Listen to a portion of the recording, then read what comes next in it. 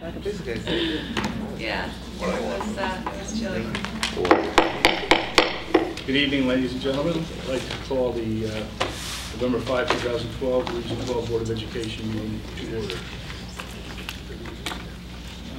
Marty, would you take attendance, please? She's not here. Not here? Sorry. I'll take attendance. Valerie is not here. Tony? Here. Alan? Yes. Fran? Here. Greg? Here. Laird is not here. He will not be here. Marty is not here. Michelle? Here? Emily? Yep. I'm here. Kelly? Yes. And Mike? Here. So we're missing three. Valerie, Laird, and Marty. All right, the first item on our agenda is approval of our Board of Education minutes for the October 22nd, 2012 meeting. We just have a correction. Okay. At the bottom, meeting was adjourned at 9:57, not 10:57. So on page 3 at the bottom.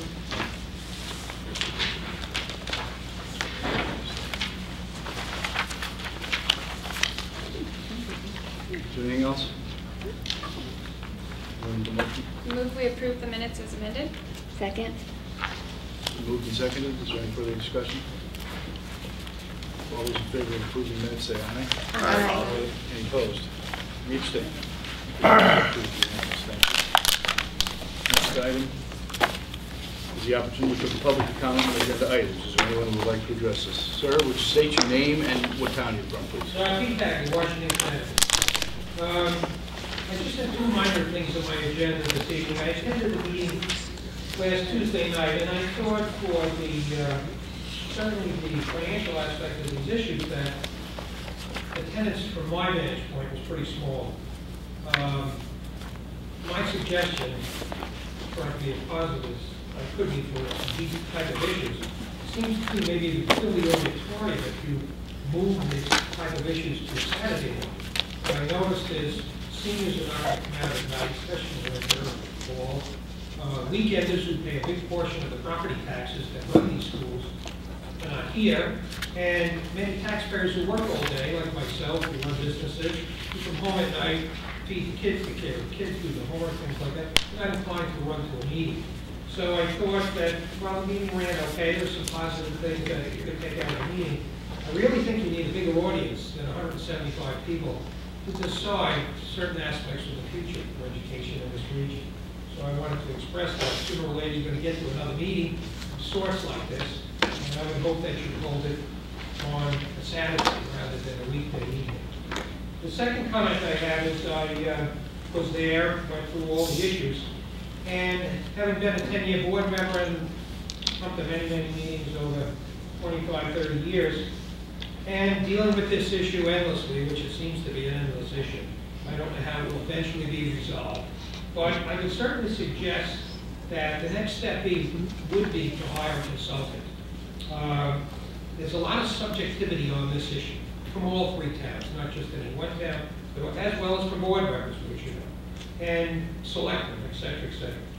The only way I think you're going to get to somewhat of a decent conclusion for logistical, educational, and financial aspects of this issue is to get someone from outside the issue, who would certainly consult with taxpayers, politicians, teachers, administrators, board members. Nevertheless, they will be doing it as a fresh face and not as part of the situation. And you have 7 items here you're going to be dealing with. And I think I speak for many people that the issue becomes very partisan. I'm a partisan issue. You know my position. Everybody knows my position. And board members have their positions and have expressed it.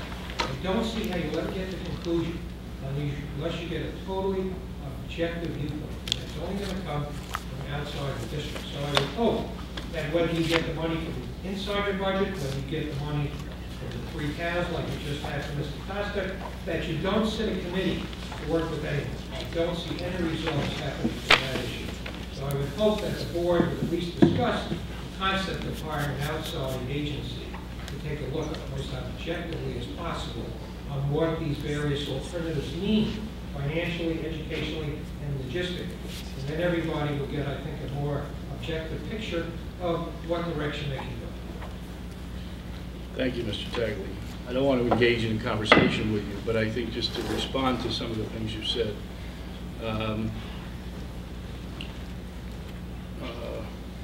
the board will decide, although the meeting decided certain options, you said there were 7 things we had to look at, although the board will decide ultimately, I believe, which options will be examined.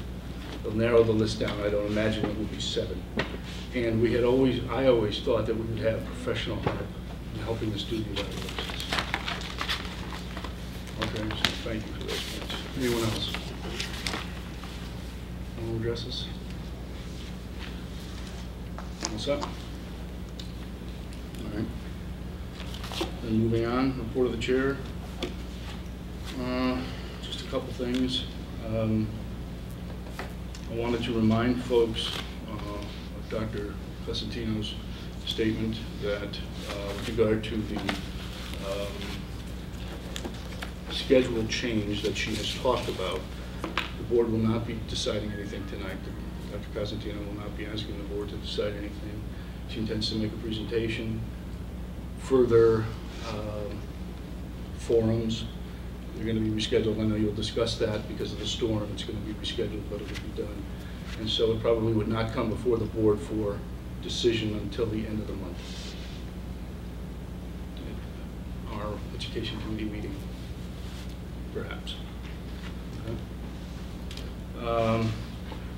I also wanted to acknowledge the schools, the high schools, athletic teams. They're all doing very well, really amazing for the size of the school population that we draw from. The cross-country team, the boys and the girls soccer teams, the field hockey teams, have all had winning seasons. They're in the state tournaments, the league tournaments, so they're doing well.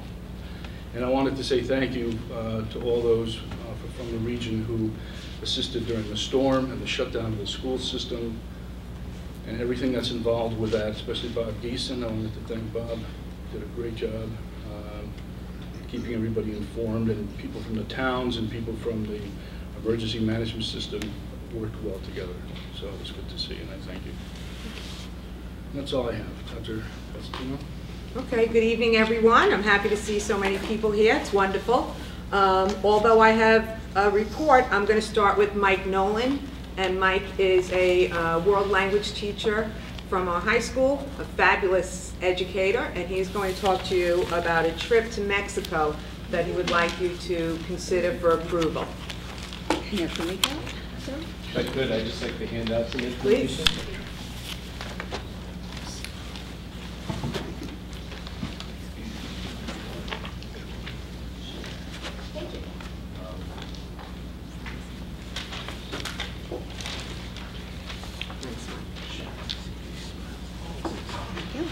Do we get to come too? You can, if you'd like. I'm looking for chaperones. Chaperones. How are you doing, sir? Good, how you doing? Thank you for inviting me to speak to you tonight. I promise to be brief. I tried to include just the most concise information about the trip.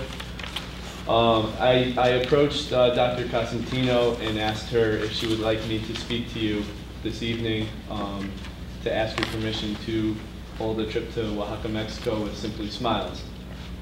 We have done trips before. I have brought my students down before. The previous superintendent told me that I can go ahead with the trip, but he did not want to make it an official school trip. So I'm here today asking you if we can make this, you know, a Region 12 trip. Let's see. In 2007, this came out of a senior project actually. Callie Larson went down with Mike Horrigan at the time, and that's how I found out about it. And I brought down a group in 2008, 2009, and again in 2011, both myself and working with the Roxbury Congregational Church with Dave Peters. So that's the history of it. Zach Gross, Sheila's son, Sam Steinmetz, and Julia Benevenia, former students of mine, have all gone on the trips and have been interns as well. And Zach and Sam both work for Simply Smiles now. I know that your number one concern is safety, so I'd like to Excuse me, focus Mike, I'm on that. sorry. I'm Yes. What do you mean when you say that you want to make it a Region 12 trip? You want to make it a Chippewa trip? Meaning, Why shouldn't sorry. it just stay the way it is, that people who want to do it, get it together and do it? Why should it come under the Region 12 umbrella? If you would prefer it No, I'm to just stay that way. asking you to address that issue. If you would like it to stay that way, I'm fine with it staying that way. With the change in leadership, I approached Dr. Cosentino and I asked her, this is how I was told to do this going back to Gene Horrigan. This is what we've been doing. If you would like me to change it, I'm more than happy to do so. So I was just trying to be proactive. And, My conversation with Mike was, although it may be an unofficial Chippewa trip, it's in our profile that goes to the colleges. You know, it's Chippewa kids everywhere. You know, kids are speaking about it in school. It's considered a Chippewa trip. So if anything ever happened, it would be very difficult to say it's not a Chippewa trip. So what would that mean? Does So- that mean that you're asking for the Board of Ed to approve it, just endorse it, and make it Well, a Region 12 function? Is there anything else that changes financially, for example? No, but I think it's a trip that goes into Mexico, and it I goes into understand. the heart of Mexico. Will you just talk about where you go Sure, and the, I think, well, we've You seen, know- a lot of us have seen it. Oh, We know okay. of the children who have done it, you know. Okay. Yeah. So you're pretty Well, familiar yes. with the trip. Okay. Yeah. So, yeah, my understanding was I approached Dr. Cosentino. Again, I was trying to be proactive. You know, I she's understand. the I new understand that. superintendent, so I wanted to make her aware of it, and she Well, if asked that's me the to way she come feels to it. about it, that's fine. Yeah. If anybody else has anything else, I would need to. Well, Grant? no, I'm sorry, I'm not familiar with it, and I would love to know exactly what you do. Sure. We travel to southeastern Mexico in the state of Oaxaca. It's very rural. It's in the mountains. It's out of the way. And we help out at an orphanage that serves about 80 children in Oaxaca City. In the past, we've completed a project where we built 29 homes for families living in the garbage dump. They pick out recyclables there. And we have a current project in the village 8 hours south of Oaxaca City, almost to the Pacific coast, where we support the coffee growers there. And we have monthly food distributions, and we also sell their coffee up here in Connecticut. So we also have, Simply Smiles has a project in South Dakota as well. And so the Roxbury Congregational Church brings kids out there, including some Chippewa students. So that's it in a nutshell. Okay, thanks. Grant? I guess my question is I've known about this for a while, like Gina DeMeo went on it, and I've heard about it and doing the coffee and the fundraisers, and I think it's great. I guess as a board, I want to know what would be the difference if we embraced it as actually making it a Chippewa event, if there are legal ramifications or what it means as for us making it a Chippewa event as to a bunch, just like a senior project or a group outside the school who just happen to be students that go here to do it. What are the legal ramifications and what endorsements do we have to give? And does it affect our children better with the support of the Board of Education? Will they get more out of it? Will we be able to give more? I mean, those are the questions that I need answered as we move forward. I think I would refer that question to Dr. Cosentino. I don't know if I know enough, or Jim, I don't know if I know enough about the legal ramifications to know how much it would change. I wouldn't opine on that. well, the only piece of that I do know is that the Board of Education has to approve any out-of-the-country trips. Okay. Okay? So that's why I'm bringing it to your attention, because regardless, as I said, I don't want to belabor the point, but, it's a teacher from Chippewa, it's kids from Chippewa, it's in our literature. Anybody who wanted to come and say, Is it only Chippewa children, students? Who attend our trip? Who attend we've- this trip, yes. We've done, in 2009, we teamed up with Roxbury Congregational Church. The other 2 trips we've done have just been Chippewa students, with Gina's aunt being a chaperone. Great. What's the purpose of the trip? What are you expected to get out of it? More than anything, it's a great question. It's a community service trip first and foremost. My students also get to practice their Spanish in a real life setting, and they also learn some Zapotec Indian. They learn about the effect of globalization on marginalized people that live in poverty. They learn, a lot about culture, language, service. Those are the three big things that they get out of it. They get to apply what they learn in my classroom in a real life setting. Why Oaxaca as opposed to some other part of Latin America or South America? We have a good relationship with the people there, and a lot of my former students and my current students still keep in touch with the kids at the orphanage, for example, via Facebook. They have a computer lab down there now. So it's a place where we feel comfortable and we feel a kinship with the kids down there. Well, Oaxaca, Mexico is located next to the poorest state in Mexico, which is Chiapas, if I'm not mistaken, which is next door. And Chiapas has been a site of some significant kidnappings, violence, political instability. Yes. What are you going to do to avoid having such an incident occur with students from this school?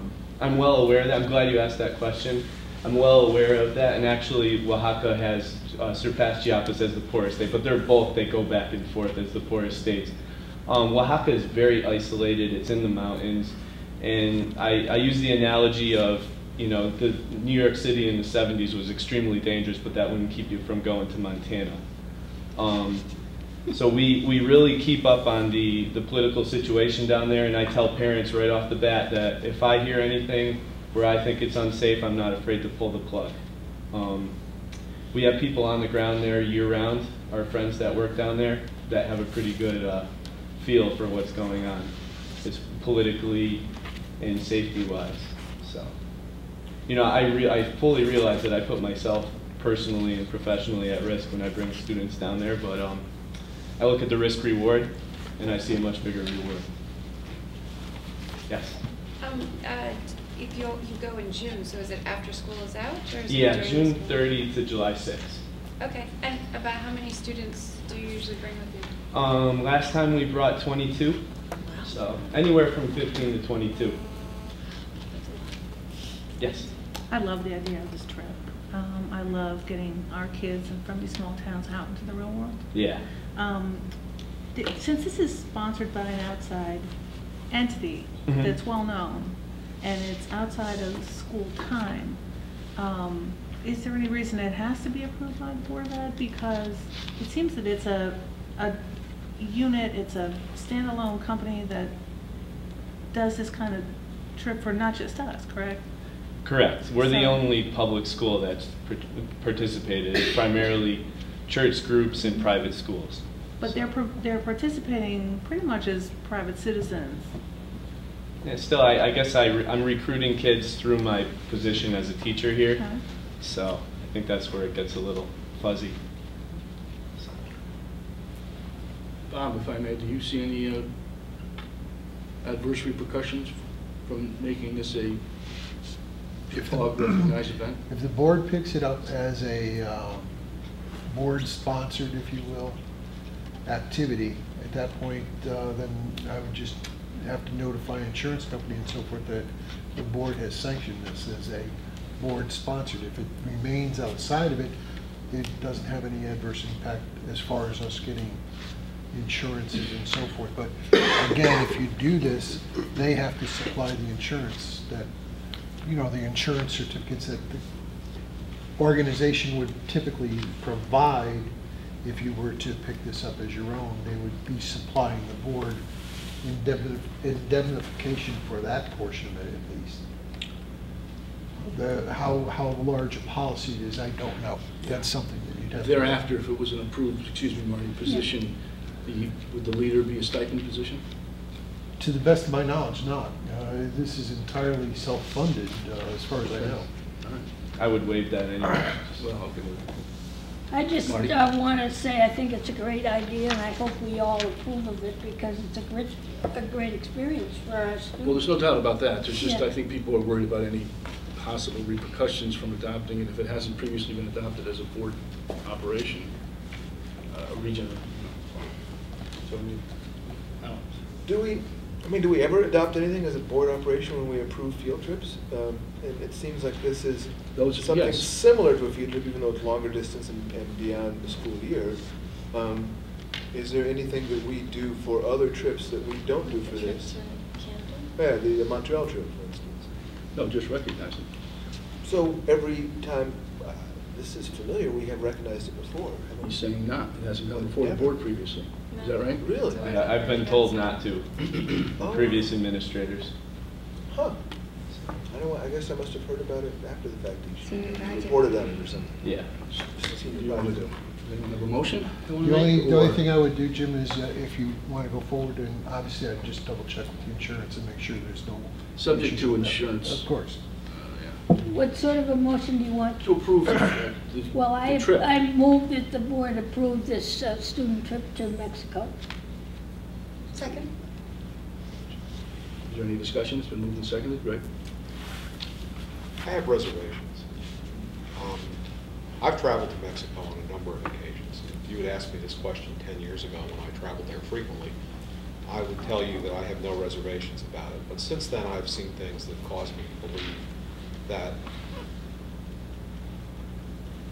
it should be carefully undertaken. I mean, I would unhesitatingly bring my own children to Mexico and my own family to Mexico. But there's a difference when it comes to sanctioning something for the Board of Education to send children there. I think there are things that are going on in other countries of the world that are troublesome, and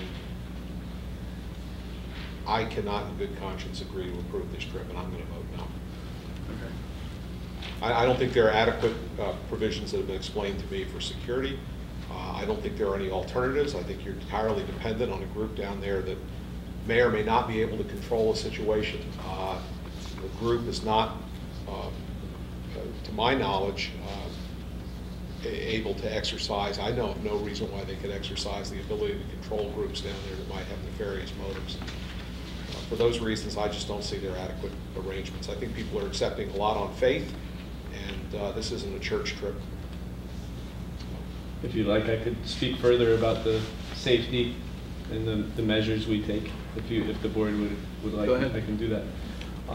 We travel in unmarked vans. We don't call attention to ourselves while we're down there. We've had over the past 10 years, 10 plus years, over 2,000 volunteers, and we've never had an incident. When we travel down to the jungle, we're in a pretty remote village, and the people that live there are counting on us to get food to survive every month. So they have a very vested interest to keep us safe. And I would just say again that we're not only are we flying under the radar, but we're really in a remote area. There's no drug trafficking where we are. We have people on the ground year-round, and Mr. Cobb, I can certainly, I respect your concerns and I can appreciate what you're saying, but I think we've done our due diligence on this, and I personally don't take lightly bringing other people's children to another country, especially Mexico, when you see what's on the news. So. Kelly? I'd hate to jeopardize this trip Mhm. if we were to hold off on approval or not give our approval. Would that mean that, I would think we'd have time to do that. yeah? If somebody had a concern that they wanted to have addressed. Is there I would any way assume. that it can go under the Congregational Church banner and still run? I mean, I just hate to jeopardize the entire operation by. I just don't know if I would, if something were to happen, like say, we would have a car accident or something, something terrible, of course. Even if we did it through the Congregational Church, I'm still a school employee recruiting students. I don't know if that would change much. It's been moved and seconded. What did we do in Montreal? I'm sorry? How was the Montreal when we approved that much? It just came obviously before it's us, and Montreal. it was listed on the agenda. Field trips of more than whatever it is, 75 miles. 75 miles. Yeah. My brother was mugged in Montreal. Exactly. This just for the record. What's that? My brother was mugged in Montreal, just for the record. True story. I dare say that there are far fewer kidnappings in Canada than there are in Mexico. Yes, but then there's All right, Canada. okay, all right. Yeah, I just think that, Greg has a point, but, our country has problems too, and, never before offend someone has a school trip to Colorado, and we go, well, there's been shootings there, or Wisconsin, New York City. So I think we have to take precautions, and then we have to be as positive and careful and optimistic as possible, because otherwise we never leave the house. That's all I want to say. Mike, in prior trips, had you considered yourself to be insured on those trips? By the school? No, By the in district? any way. We get insurance through our travel agency. We have a nonprofit travel agency. We Would you purchase continue with that? insurance. I'm sorry? Would you continue with that? Oh, yes. Yes, Okay. we would still do that. Yeah. Unless you told me otherwise. Well, I mean, Bob, would it come under a school liability policy? If it was approved by adopted by the board? I believe that is in fact the truth. It would fall under that, but I'd have to notify. But it's not even during the school year. It can fall outside the school year when your policy runs the whole year, Melanie. I mean, All right, okay. 'Cause I was thinking it's really, as far as things not being during the school year, we have sports that continue and practices that meet and all those things that happen outside of the regular school year. So it just, for me, it's more of just making sure that the insurance is in place, and that is something that we embrace as a region, a board, so when our students feel and, work with a, feel that it is a, if you want to go forward with sponsored it, event. I'll take the second part of this and work with the insurance company and get you an answer back from them exactly where you stand in it. Would that be sufficient for you? That's fine for me. So hopefully I could get that done by the end of the week. Would you want the motion drawn or approved? It's Okay, well, you can go for it. your pleasure. I just as long as I know what you want done, I can work on that independently of whether you put a motion up here tonight or not. And you'll have an answer. Well, it's been moved and seconded. The only thing, who made the motion? Marty. Would you consider amending it to say that it has to be, the structure is the same, that it's got to be led by a Chippewa teacher? Well, It's not just a group of people going. It's to Mexico. already been stated, hasn't it? Well, that's part of the motion. It is part of the motion. Well, I would just say. assumed that that's the way it would be. Okay. Is there anything else? All right, it's been moved and seconded to approve this trip led by a Chippewa teacher to Ocala, Mexico. All those in favor say aye. Aye. Any opposed? Nay. One opposed? Any abstain? All right, it's approved. Thank you very much. Thank you very much. All right, good luck.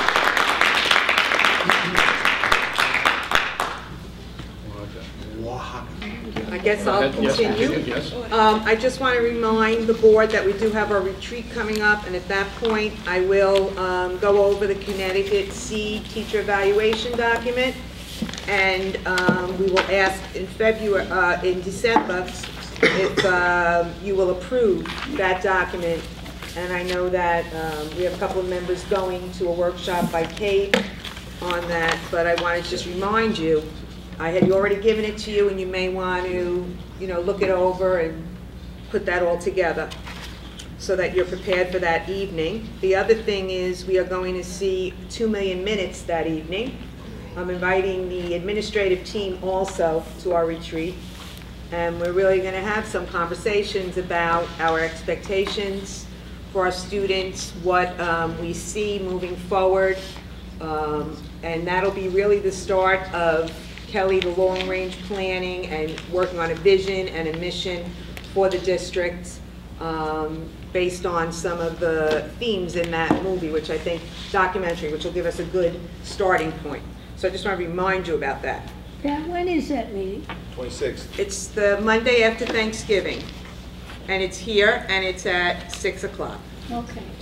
Okay? Can we call these advances instead of retreats? What do you want to call them? Advances Advances, instead of okay. retreats. Okay, advances. You have it. Our next advance. Okay. Long-range plan goal 3 is also under new biz. Is it new or old business? Really important. Old business. So when do you want me to speak about it?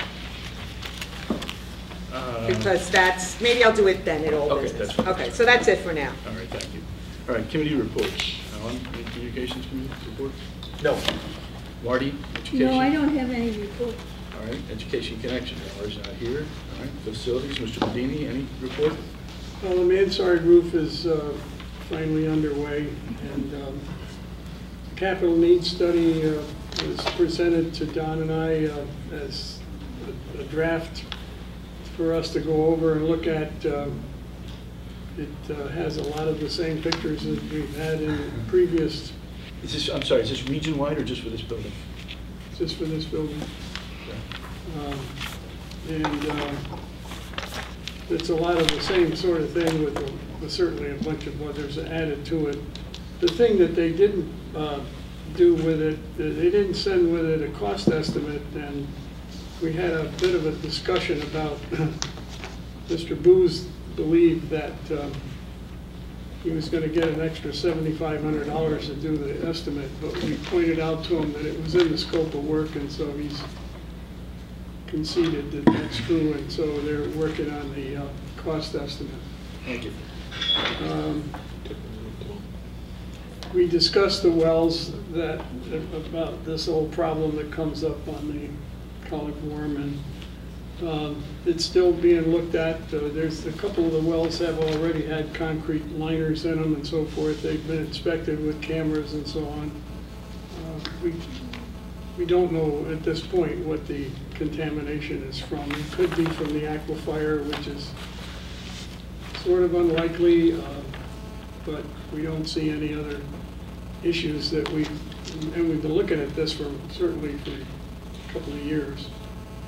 The other thing we talked about was these least mandated facilities inspections, and of the primary school buildings. Pardon me? Of the primary school buildings. Yes, and thank you. And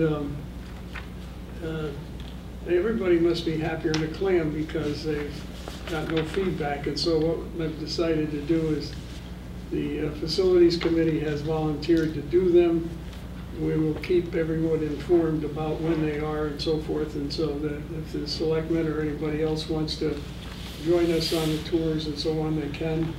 And then the subsequent meetings to figure out what things cost and what the priorities are. I mean, they're all open meetings, so all right.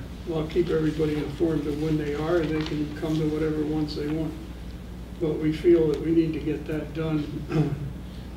Don attended a conference in Torrington put on by CLNP about promoting energy savings to the buildings.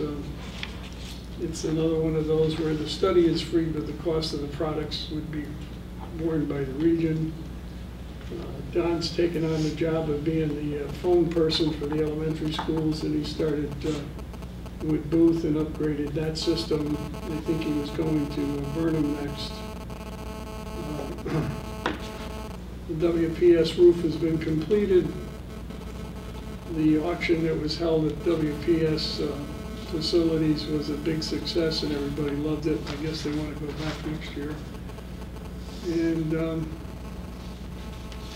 Don spoke with Karen on the use of the school dude as a maintenance program, and so they're meeting with the representative, and that we'll be getting more information on that. Did you say school dude? Yes, that's the name of the program. Could I ask Tony a question? Yes. What did they auction off? Pardon me? What did they auction off? No, it was the antiques auction. That's normally it's in an town antique. hall. Oh, wasn't anything to do with We it. still have all three schools. All right. I thought maybe you auctioned off all the debts or something. Yes. It's a good idea. I'll allow it. They're gone. All right, thank you, Tony. Yep. Finance, there's no meeting of finance. There we had We it had a tonight. meeting Bob earlier was our tonight. chair. And Anything to Valerie report, was- Mr. Chairman? Pardon? Anything to report to the board? Just that we're tracking as the financials are 6% remaining at this point. It was 7.6 last time. There were no big issues in the financial report. The 1% capital fund was updated to reflect the motion made at the October 22nd meeting for the additional funding for the mansard roof. And the last thing was the tuition from Sherman. The problem that we encountered last year where we were short, we thought more students were going to come and they didn't, so we had a revenue shortfall. We have a revenue surplus at this point. We budgeted for 20, we ended up with 24, so there's revenue of 41,000 more this year than we had budgeted for, so 4 more students came than we thought from our original budget. Good deal. Todd's efforts pay off. All right, thank you. Anything else? No, that's enough.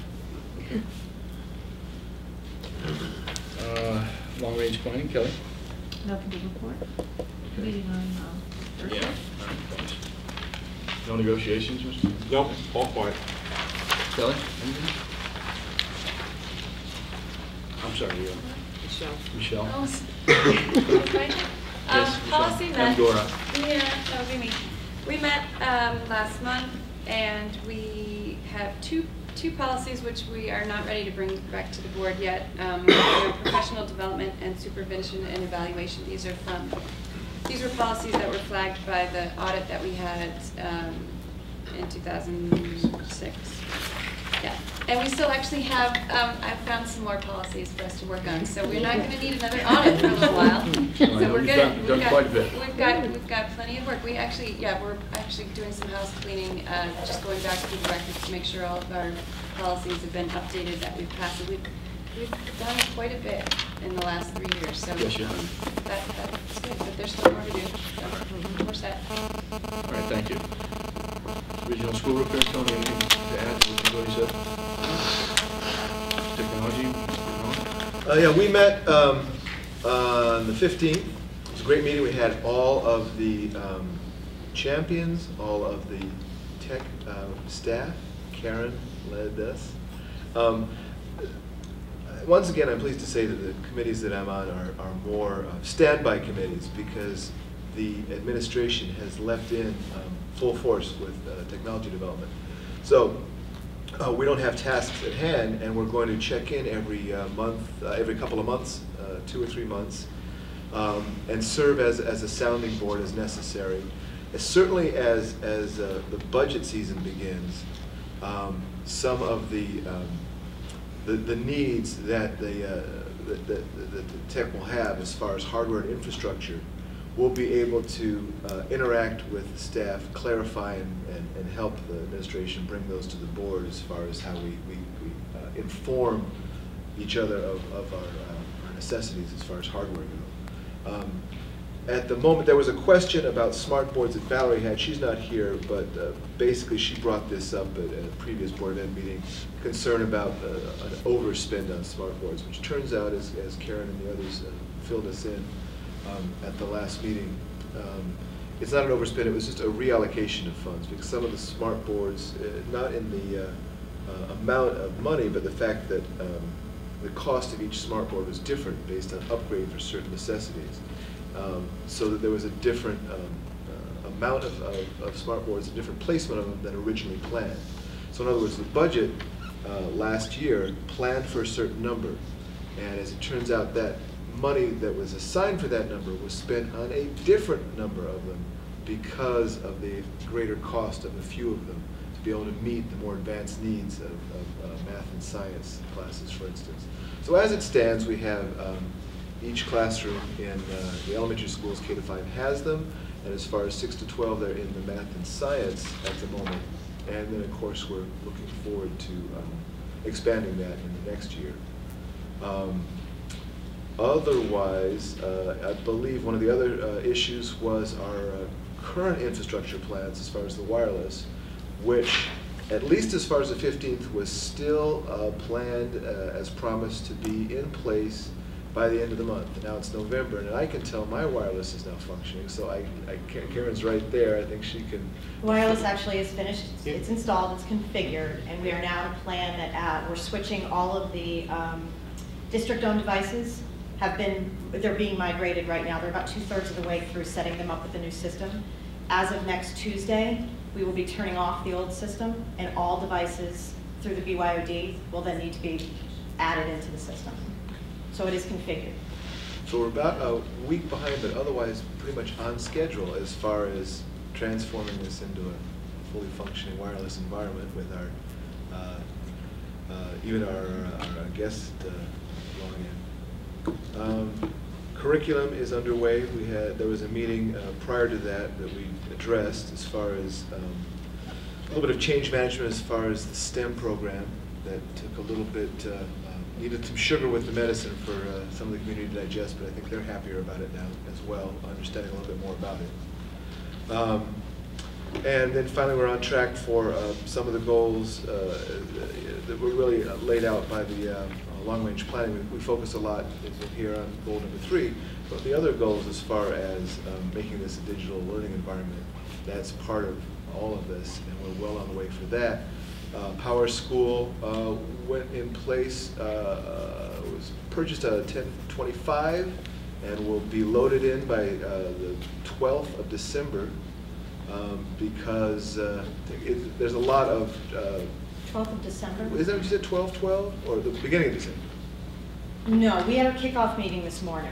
Oh, okay. The kickoff meeting, the implementation process itself will take the rest of this year. That's right. So yes. by December, that implementation process yes. will be done. And we've already started the That's implementation. what it is. That's the note that I have here as well. And then, so that I don't bungle this, maybe you'll want to just briefly, because I have notes on this, but I want you to clarify exactly the tech champion position so we can all be aware of what those are. Tech champions. Tech champions are, this year they are completely voluntary, but they are, Mike Nolan actually is one of our tech champions. They are teachers within the system, K-12, who have taken on the role of really being teacher leaders in the area of technology and the use of technology within the classrooms.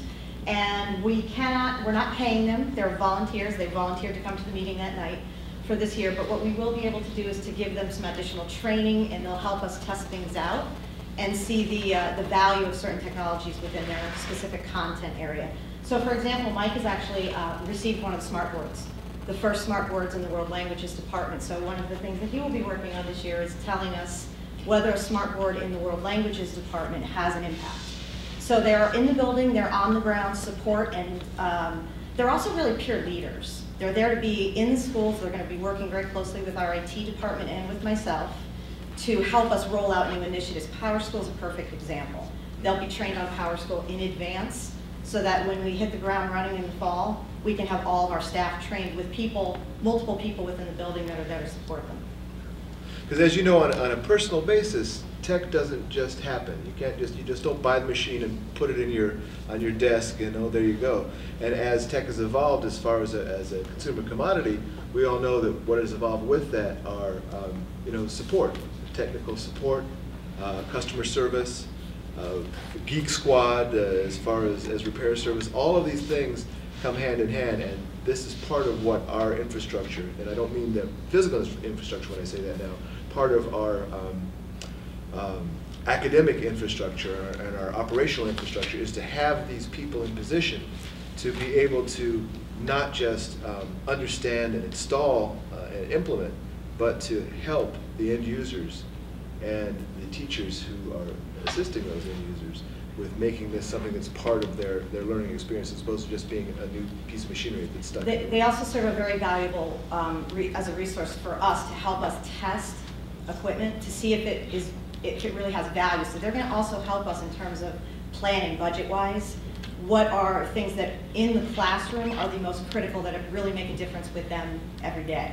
So they serve a few different roles. Right. That was but we have a great team. That was the main note that I had. They're the ones who are going to study the learning plans and study the technology to make sure that if we've embarked on something in good faith, is it actually fulfilling the needs that we expected it to? Is it helping the education of the kids? And is it something, and obviously this is when we're talking about something full range, but even with pilot programs, there are going to be ones who are doing the investigation and the testing to make sure those are all viable. So I say all this because along with infrastructure questions, there might be personnel questions that we have to answer when it comes down to budget time. Can I add one more thing? Yeah. I just want to say that one of the other things that they are stepping up and doing with us is January, the PD day that we have scheduled in January, all of the tech champions will be teaching workshops. And we're going to be offering a tech a la carte so that teachers from the K-12 building will be able to pick and choose the areas that they want to come and learn about. So we have someone doing Edmodo, we have someone doing smart boards, more specifically to a specific topic, and then we have people that are interested in doing Google for education. So our staff across the board will be able to pick and choose different workshops to attend that are all run by the IT department and the Tech Champions together. Good. I just want to say one thing, just because it crossed my mind, completely out of order, is that some of us on the board will be attending the CAVE convention, along with the superintendent and some other staff members perhaps, on the 16th. And obviously we'll be reporting on that, I'd imagine, the board meeting after that. I assume so, yeah. Totally unrelated, I just realized it was coming up. All right, thank you very much, Alan. Is there any questions? All right, and transportation, Fran? No reports. Okay. Next item is old business, 7.1, long-range planning, goal 3, funding for research options. Dr. Costello? Yeah, just a little summary of where we are. Thursday evening at 7 o'clock, we are coming together again to talk about the 5 options that were voted the highest by the 175 people at the meeting, and also adding the status quo and adding moving everyone to Chapag, which came from the first meeting. We have to really talk about a couple of things. First of all, we're going to have committees for each option, which are, well, there'll be seven committees. What is the funding going to be? What's the parameters of what people are looking at with different options? So for example, transportation, staff, building cost or renovation, all of those things have to be done. And there's going to be a cost associated with that. I think it would be beneficial, and I'll mention this on Thursday, that we do cost out closing Chapag and moving the high school students to another district. Not that I support that, but I do believe that there are people in the 3 towns who want to know that cost. And although it wasn't in the top 5, I don't think that that's going to be very hard to cost out. And I would suggest that we do that. I was visited today by Michael Jackson, who is the financial officer at Washington. The chairman of the board of finance. Chairman of the board, sorry. And he feels very strongly, as the gentleman did in the back during public comment, that we hire a consultant to do the research and the numbers for each option, so that when the towns have to go to their constituents, there isn't any bias on the numbers, there isn't any questions about the credibility of those numbers and the validity of those numbers. So that's something that he wants us to consider, and he'll mention that on Thursday also. So with that said, the floor is yours. Well, as far as just for, you mentioned again 7 options that we have. Maybe we haven't discussed it enough, but I mean, I don't see it as certain that we're going to study 7 options. I think the options need to come before the board, and we need to decide how many we want to spend money to research. Maybe 3, and maybe 4, and maybe 7, I don't know. Right. The other piece of that board is should decide. Many of the options, once you cost one, you'll be able to just take those costs and cost the other. Okay? Off the top of my head, I can't think of one of those.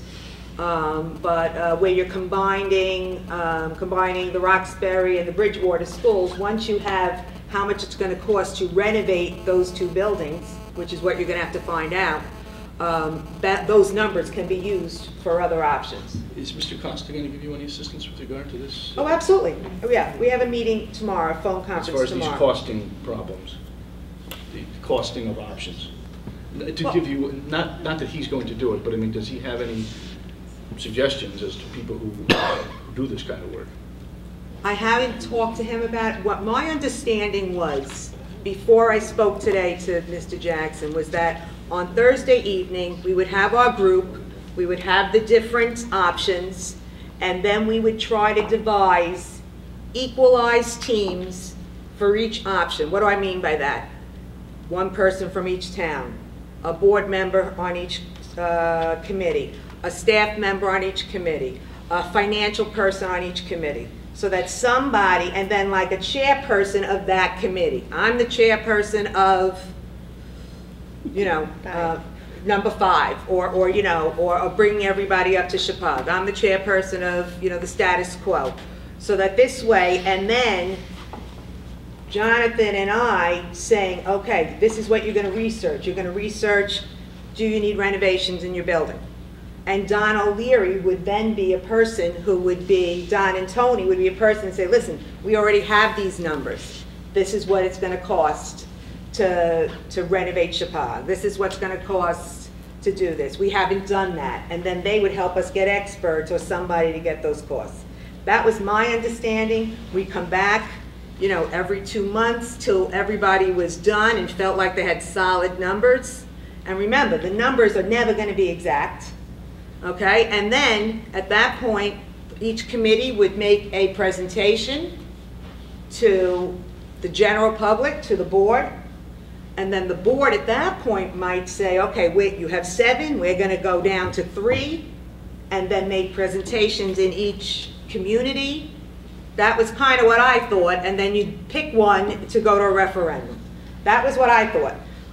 And that could still happen. But what Michael's saying, that there's too much bias on these committees and that people won't trust the numbers. And if you had an outside person, it would be more credible. You know, I have two things to say. One is, I assumed that since we had retained Jonathan Costa to continue to lead us, that this would be part of the process that would be stepping up next, that he would make some sort of presentation, or that he would be narrowing the issues and looking into the research options. That may happen. Okay.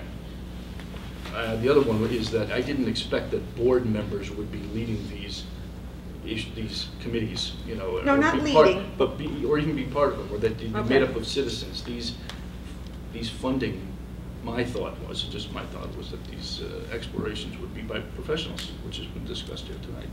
Would hire someone to do it, so that the numbers could be trusted. Tony? 2 things, if I may. One is that there's been a lot of casual discussion about we could tuition out this group, that group, or the other group. And as Dr. Costantino just mentioned, that you could cost that out. How much? Well, what would it cost you to send kids to New Milford, Brookfield, New Litchfield, whatever? The big thing that we found out years ago, because this has been, I wasn't on the board at the time, but the board has been through this, and that was that I think there was a decision to join up with Litchfield, and it turns out that regardless of what the costs are, it was a matter of the Litchfield board didn't want to do that, so that crashed. And the thing is, I would think that we wouldn't want to go too far thinking that, were you here, Bob, when that happened? Yep. Is that correct, what I just said? Not entirely, but go ahead. Pardon me? Not entirely, but it was a regionalization study that was undertaken to determine whether we would add or bring in Litchfield as another partner to this 3 towns. And after we got through all of the discussion of it, it turned out that the biggest issue was the logistical issue coming out of Bridgewater to Litchfield. And that kind of scuttled the whole thing. What But was it the did go before the logistical board part? It was distance. Litchfield. Pure distance. It did go before the Board of Ed, did Litchfield? It did go there, it did come here, and Yeah. it kind of never got any further than that, and it never got to a point where it was accepted as a final product for the State Board of Education to even consider, because we couldn't get consensus at that point, and so no report was filed with the state as to going forward. Without that, you can't get to a referendum. Unfortunately, I've been around too long. If what you're saying is that, I mean, what I assumed would happen, that the options that have been voted would be brought before the board, and the board would have this discussion. For example, although an item may have come from the public, if the board is convinced that it would not pass a vote for whatever reason, that it could not be done, then the board might choose not to fund that option, not to study it. You know, that's a good start. Yeah, well, I understand that. Because but it takes bringing the options before us and us deciding which ones we're going to spend money on to research. I think that's a board decision.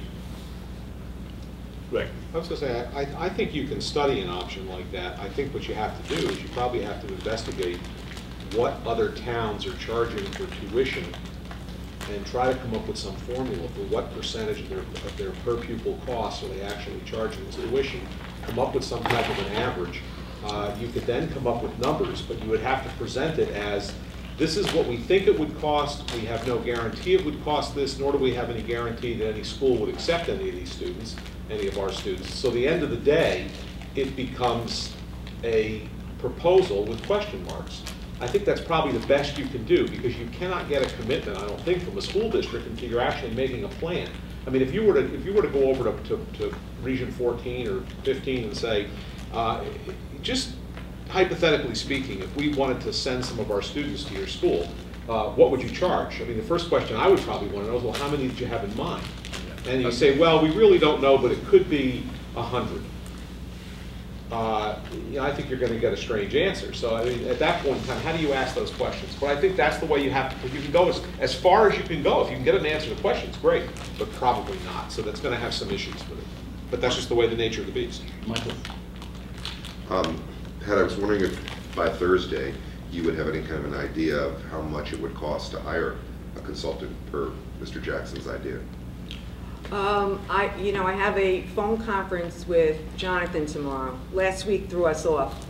Okay. I don't know, but I certainly will try my best. To have that. Yeah. And then I guess you're probably planning on asking Jonathan this tomorrow. How would we meld, you know, it sounds great, his idea. I mean, it sounds like if we can get a consultant to do the work and they would be unbiased, that sounds wonderful, but how do we marry that with the notion that we really want this to be a grassroots effort? I mean, we have those two imperatives, really. I mean, we want to get this done impartially, but we also want the community involved in the conversation. So how do we marry those two? If I may, Mike, I don't see it that way. The community has been involved. The options, we're going to choose the options that have been brought to us by the community. Right. But I think it's going to be costed. It's just going to be costed. I think if the perception from the community is that now they've been involved, but now they're no longer welcome to be involved, that would be... No. Yeah. We're just going to cost it, and we're not going to have community. My thought is, I'm not speaking for the board, but the costing would not involve community, would not have community involved. Be brought before the board, and then I would think, again, the board would make another decision when it had the cost of which to put to referendum, how to do that. Because the information would be out, hopefully the cost numbers would be out, and then we'd have to decide how to approach a referendum. Tony? Well, I think we should. I'm sorry. No, Emily's it's okay. been waiting. I don't think I'll I forget. keep looking and she keeps doing this. I'm very itchy. No, I just, having been on the long range for a while now, we would definitely have to keep that communication with these people that have been very invested, open. I'm not suggesting otherwise.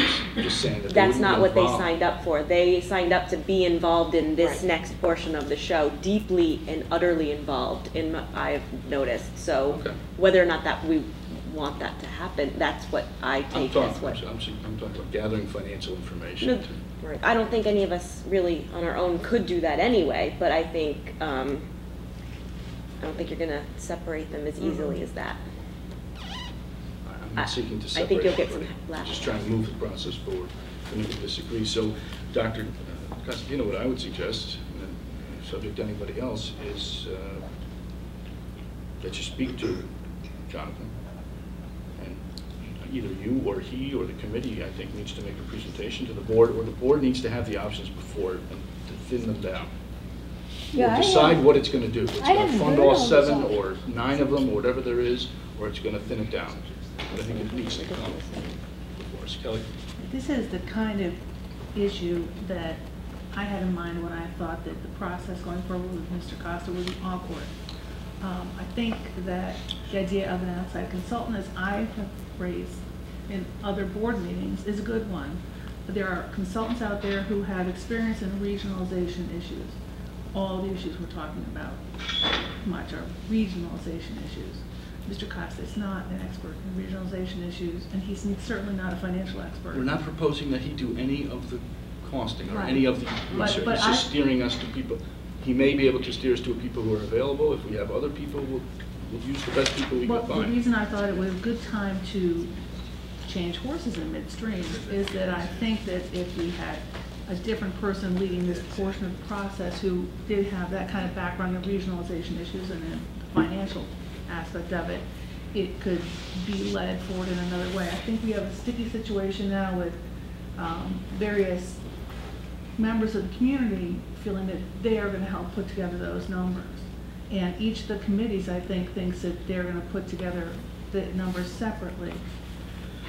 Well, I've always stated my opinion. I mean, you know, I'm not speaking for the board. The board wants to have community involvement to bring up to do the estimating.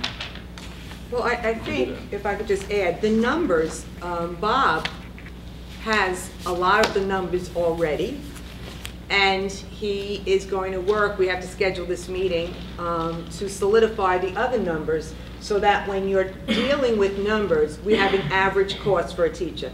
We have an average cost for a school bus. We have an average cost for an administrator. And that is never going to change. That's not up for negotiation, because what you have to remember in this is that staff drives most of your costs, okay? And that's a big chunk of that. And from what I'm hearing now, as I try to, you know, solidify my thoughts a little bit, I think that the committees should be intact, because if we bring in a consultant, the consultant needs to have conversations with people about what does this mean? What does the magnet school, you know, mean? And the committee people can talk to that. And the only reason I said board people is because there are a lot of board members who are actively involved in this process and I know want to be on a committee, but you don't have to be. No, I mean, I yeah. understand that. They are involved Okay. in the committee. I Yeah. understand. Greg? I think there's some, I'd be interested to hear what Jonathan has to say about this, because there's some appeal to having some experts involved in the process, and I'll tell you what the appeal is. If you remember the thing we discussed a year or two ago about the playgrounds at the elementary schools and that whole project, I mean, that was a lot of really intensely committed, well-meaning volunteers who got and gathered a lot of information. Unfortunately, the consultants from whom they gathered the information didn't give them the whole picture. Mm-hmm. And the net effect was they came in thinking it was one thing, we thought it was one thing, and I'm not saying that they made a mistake, they didn't, but they were, I think, misinformed or ill-advised as to what the real costs were, because they didn't have anyone standing back and looking at it and saying, you know, do you realize that when you install a playground, you're going to have to do the following three things? And this costs $10,000, and this costs $2,500, and this costs, you know, $8,000. And so instead of being X, it ended up being X plus Y plus Z plus R. And it wasn't anybody's fault, but it was that there was nobody who had an overall opinion of it. So there is some appeal in that, because what you really don't want is to get numbers that are aim low or aim high, and then leave you with numbers that aren't real. So we make the decision as to which one or ones to move forward on. We don't have the right information. So I understand. I think I understand that's what he's trying to say, Mr. Jackson. Kelly?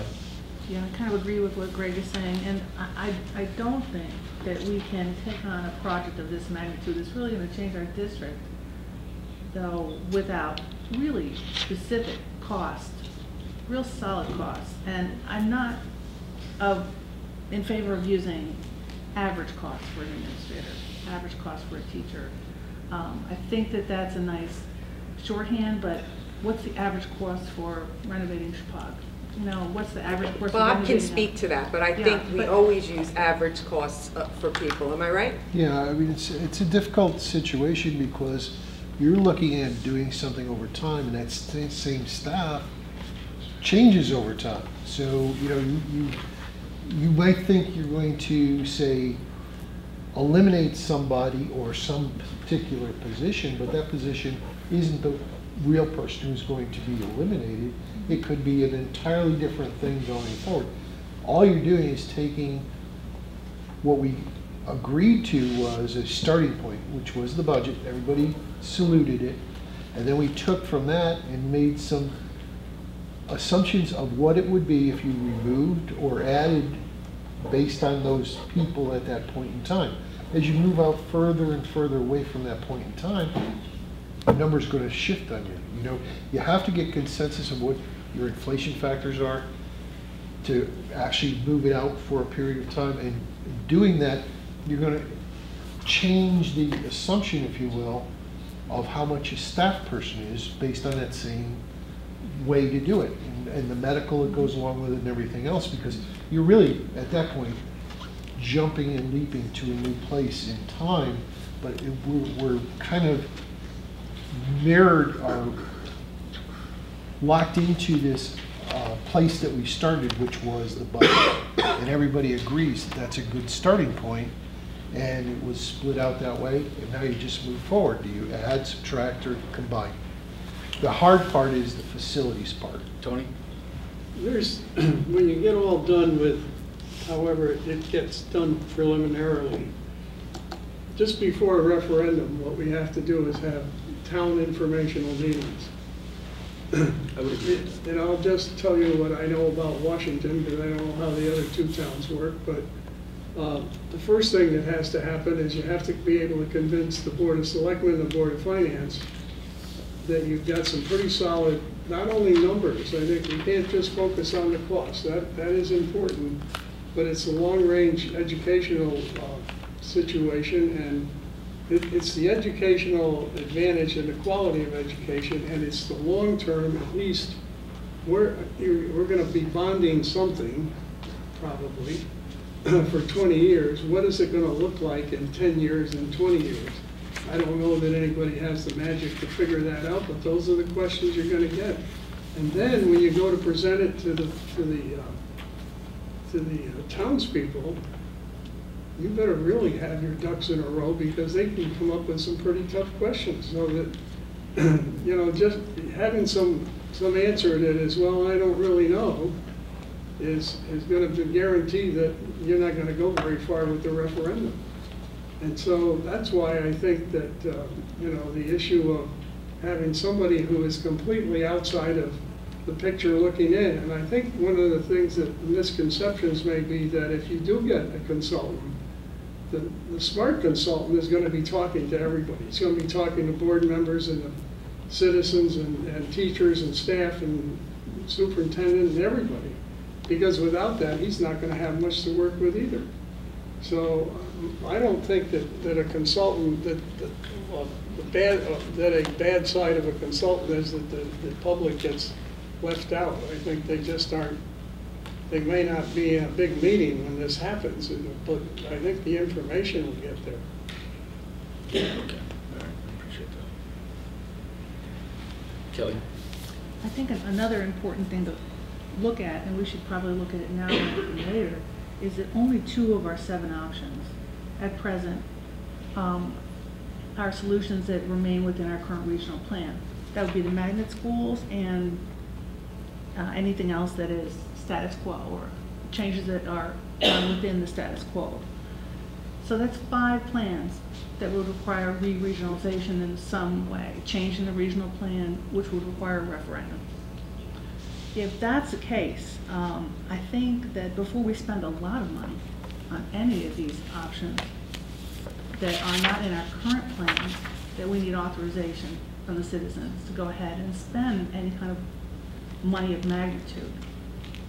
Because if they say no, we won't make certain basic changes, or we don't want to re-regionalize, then we might as well be spending the money to study New Haven public school systems, because we're studying something that's not ours.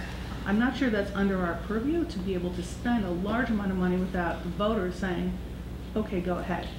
And have some kind of a referendum that's advisory, or that says, yes, we'll accede to some of the changes that they've resisted in the past, like closing an elementary school. And if we don't have that, and we're talking about spending a lot of money on either consultants or on contractors or architects and engineers. Too bad we hadn't thought of this earlier. We have an election tomorrow.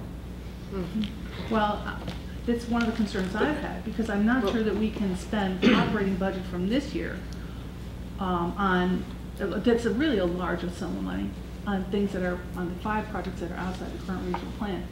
One alternative would be to build a cost estimate for the next budget and either put it up as a separate issue at referendum for the budget, or include it in the budget and hope it gets passed. But I don't think we can just go ahead with something that's outside our current situation and just spend our educational monies on that. So in other words, you want something that said we have X number of options before us. 3 of them involve a modification of the region. Well, 5 of them do, yeah. All right, 5 of them do. Are you in favor of any modification of the region? Yes or no? Either do that or have an explicit... If the no's prevailed, you're saying don't go ahead with those. Right, or have an explicit referendum on the monies themselves and get a okay for the monies to study the subject. Yeah, okay, Greg. I mean, I don't want to suggest that that's a recipe for doing nothing, but that's a recipe for doing nothing. Look, if I go on a cruise, and we get to the point where the ship's going down and we have to abandon the ship, I don't want to hear that I can't choose to abandon the ship because it wasn't on the itinerary. I'm getting in that lifeboat 7 days of the week if that ship's going down. I mean, we can't assume, just because it's not in the regional plan, to say that we need to change the regional plan before we give the voters an idea of what we want to do and what it's going to cost and what it's going to save, you're not going to get that vote. I mean, I guarantee you're not going to get that vote, and that's absolutely a recipe for doing nothing and for not tackling hard problems and hard choices and limiting yourself to solutions which are within the plan. If that's what we're going to do, then we might as well take the thing right now and shelve it. I don't want to spend 10 more minutes on a long-range plan if we're going to start by saying we need to get it approved before we know what it is. And that's exactly what that proposal is designed to accomplish. All right, well, we're not going to, this is not going to be done tonight, but Kelly? I think that the alternative to that, the other side of that coin, is that we could spend a whole lot of money on studies and engineers and architects and land deposits, and we've kind of done some of this in the past.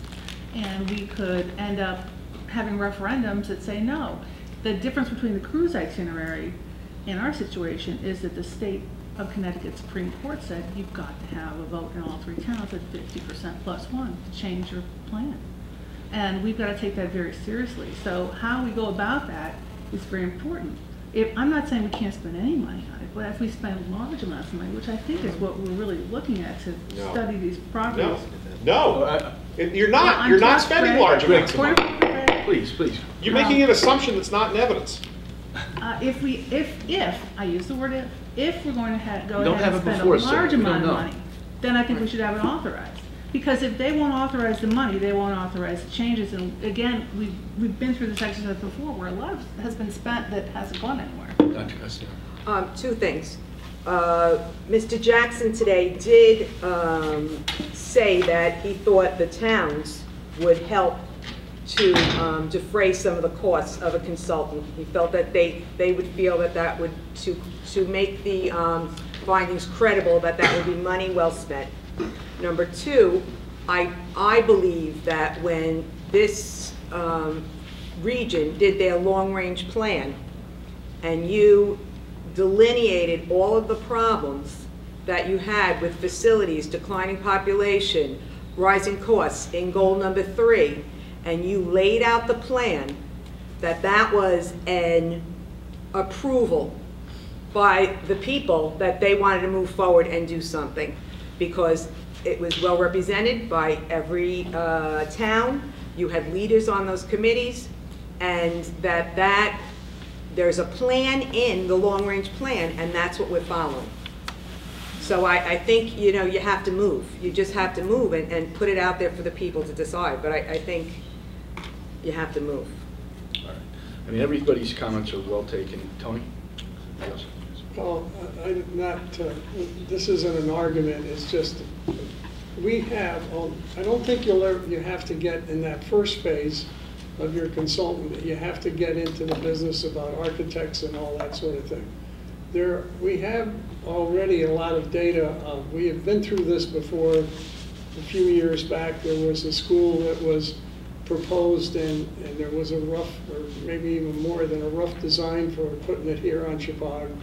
There was a cost for that assigned to it.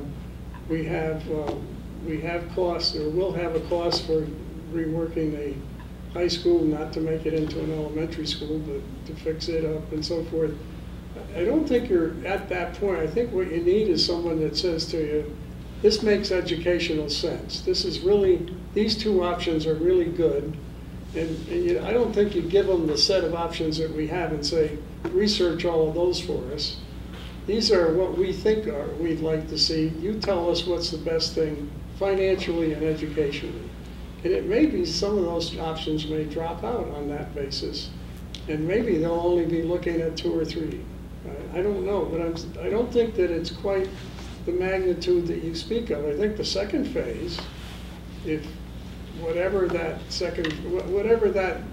final 2 options are that we really need to vote on, you then get to the point where, well, what would a new school cost? Well, now you've got to start doing some fine tuning of how many kids you have, how many in the classroom, all that stuff that we've been through, and some of it is already available, but you'd have to redo that, some of that. So I think that's when your big cost comes in, and now how you handle that, I'm not quite sure, but I don't see the initial consultant as being a huge number. And I don't know what you consider a huge number or what I'm considering a huge number. So, but we do have a lot of information because we've sort of been doing this for the last 15 years. Greg? I really would like to hear what the consultant we have hired, Jonathan Costa, has to say about this whole process before we spend another hour discussing this. I think that we're wasting our time. Well, we're not wasting our time. Kelly? I'm just very concerned that the numbers that we use are going to be so solid that no one can take issue with them. Because if they're not, nothing's going to pass. And people won't have confidence in it. So we have to do really professional budgeting on this. Estimates really, I don't think, are going to work. Maybe for us to winnow down the choices, but not to go any further.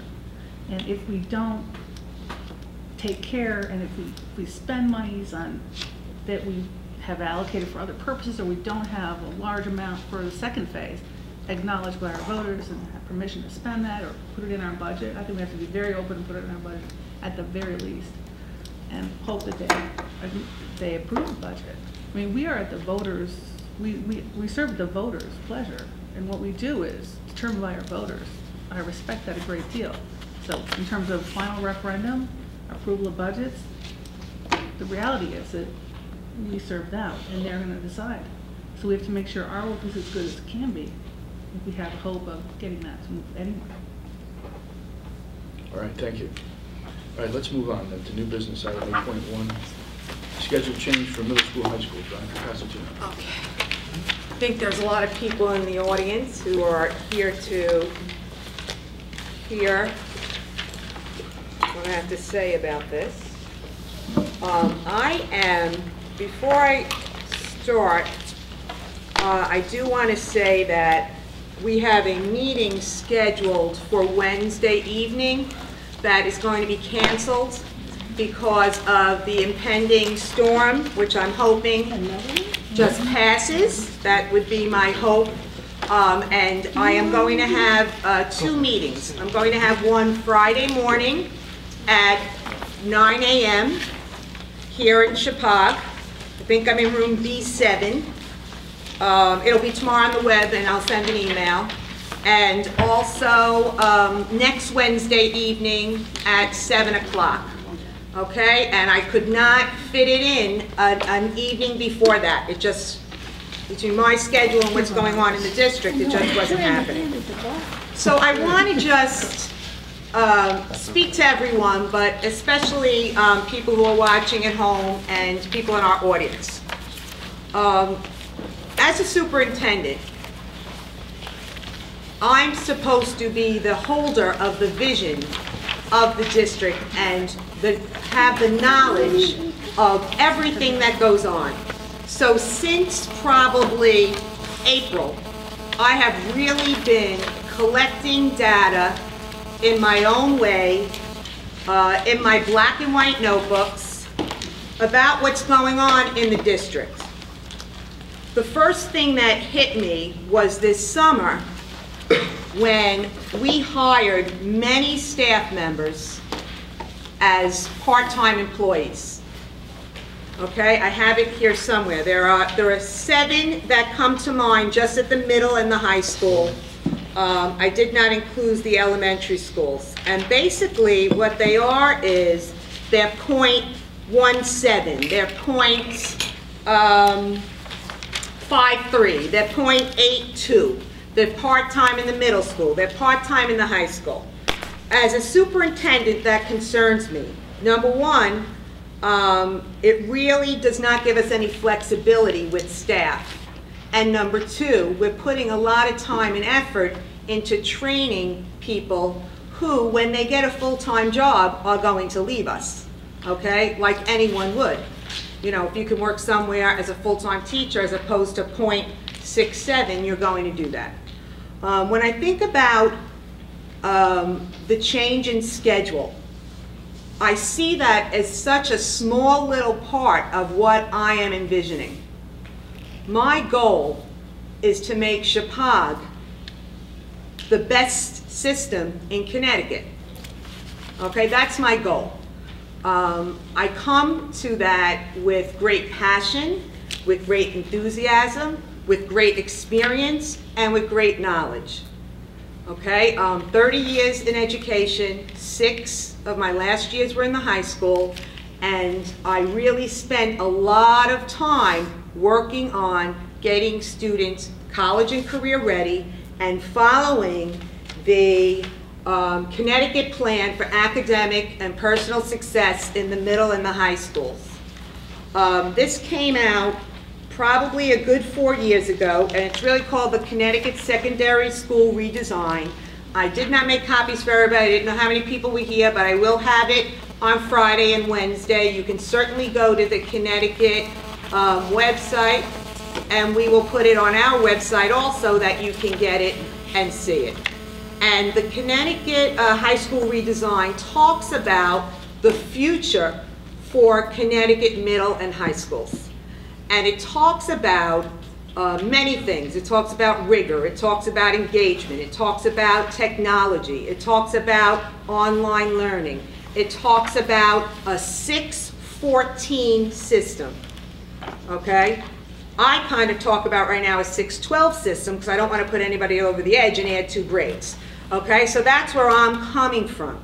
So when I look at the options of what's going on in the middle and the high school, I look at it from the balcony, okay? And I see the big picture, and I'm trying to guide people in a way that I think is going to be beneficial for our students and to improve teaching and learning. I do not want to be the high school principal, okay? And Kim and I have a very good relationship, as do Teresa and I. I do not want to take over their jobs. But I do need to lay a strong foundation so that we can move into all of the changes that are coming down the pike educationally. We have the Common Core standards. Our curriculum has to be rewritten, revised. We have to include the smarter balanced assessments. We have to embed technology. Okay, we have to look at the new teacher evaluation program. We have to look at professional development based on student and teacher needs. I have to look at budget. I have to look at Power School. I have to look at kids ready to leave here to excel in college. Not just get to college, but to excel in college. One of the proudest things I have in my past life is having students leave high school with many, many college credits. Many college credits. 40 credits, 30 credits, 20 credits. How do you do that? You do that by providing AP classes. You do that by providing ECC credits from Connecticut State University. You do that by building partnerships with WestCon and Naugatuck and Yale and Wesleyan. And that's all in here. That is all in here. The only thing that's a little fuzzy, when I'm saying this to the board, it gets a little fuzzy, page 17 on, when it starts to talk about assessment and accountability.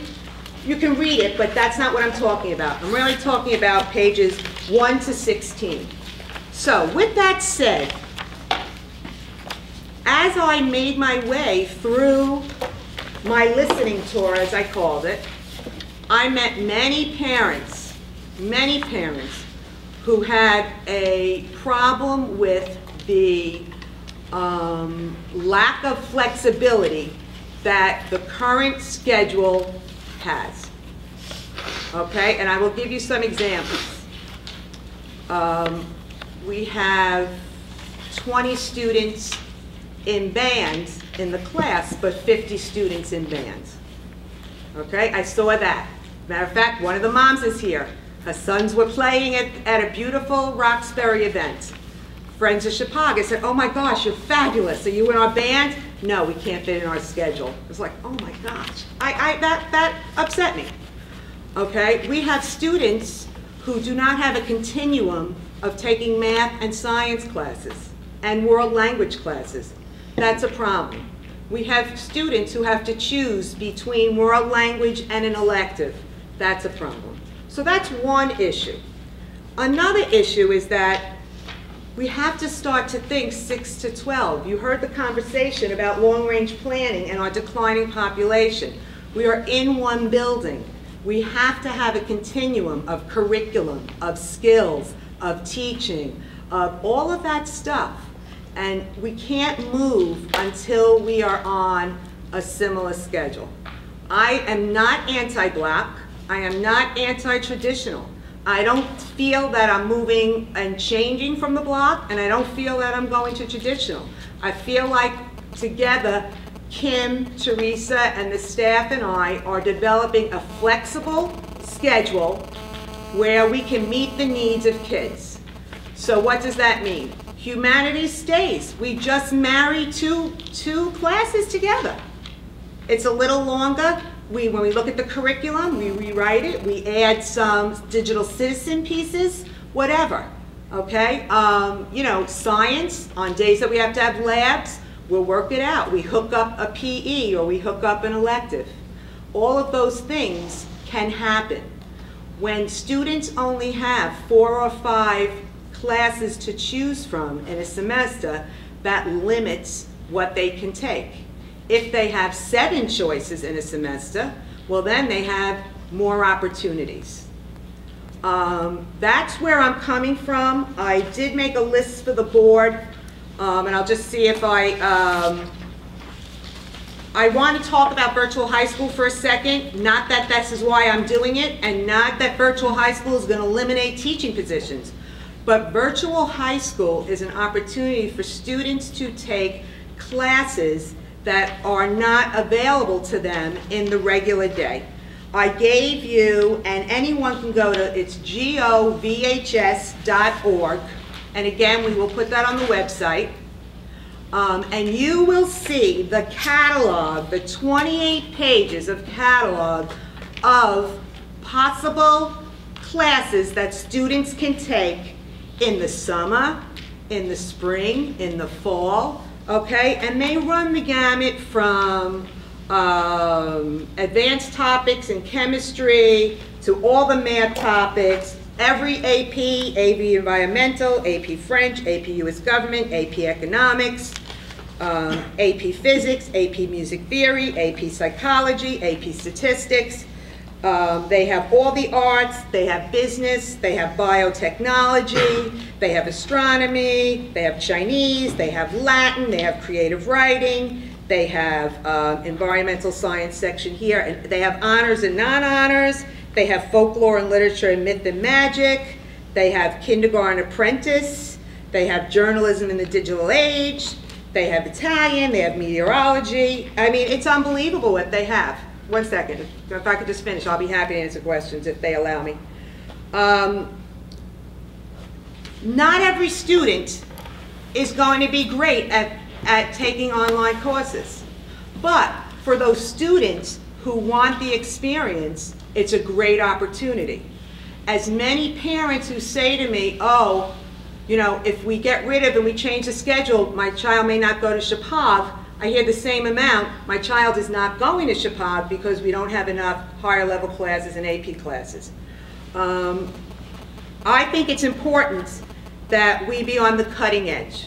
That is what I am suggesting to everyone. One of the reasons that I want to get this in place now, it's because it's the foundation of moving forward. I have no intention to micromanage this. I have certainly the intention to sit with Todd and Samantha and sit with every student to make sure that their schedule is in place for next year, starting with the juniors and working our way down.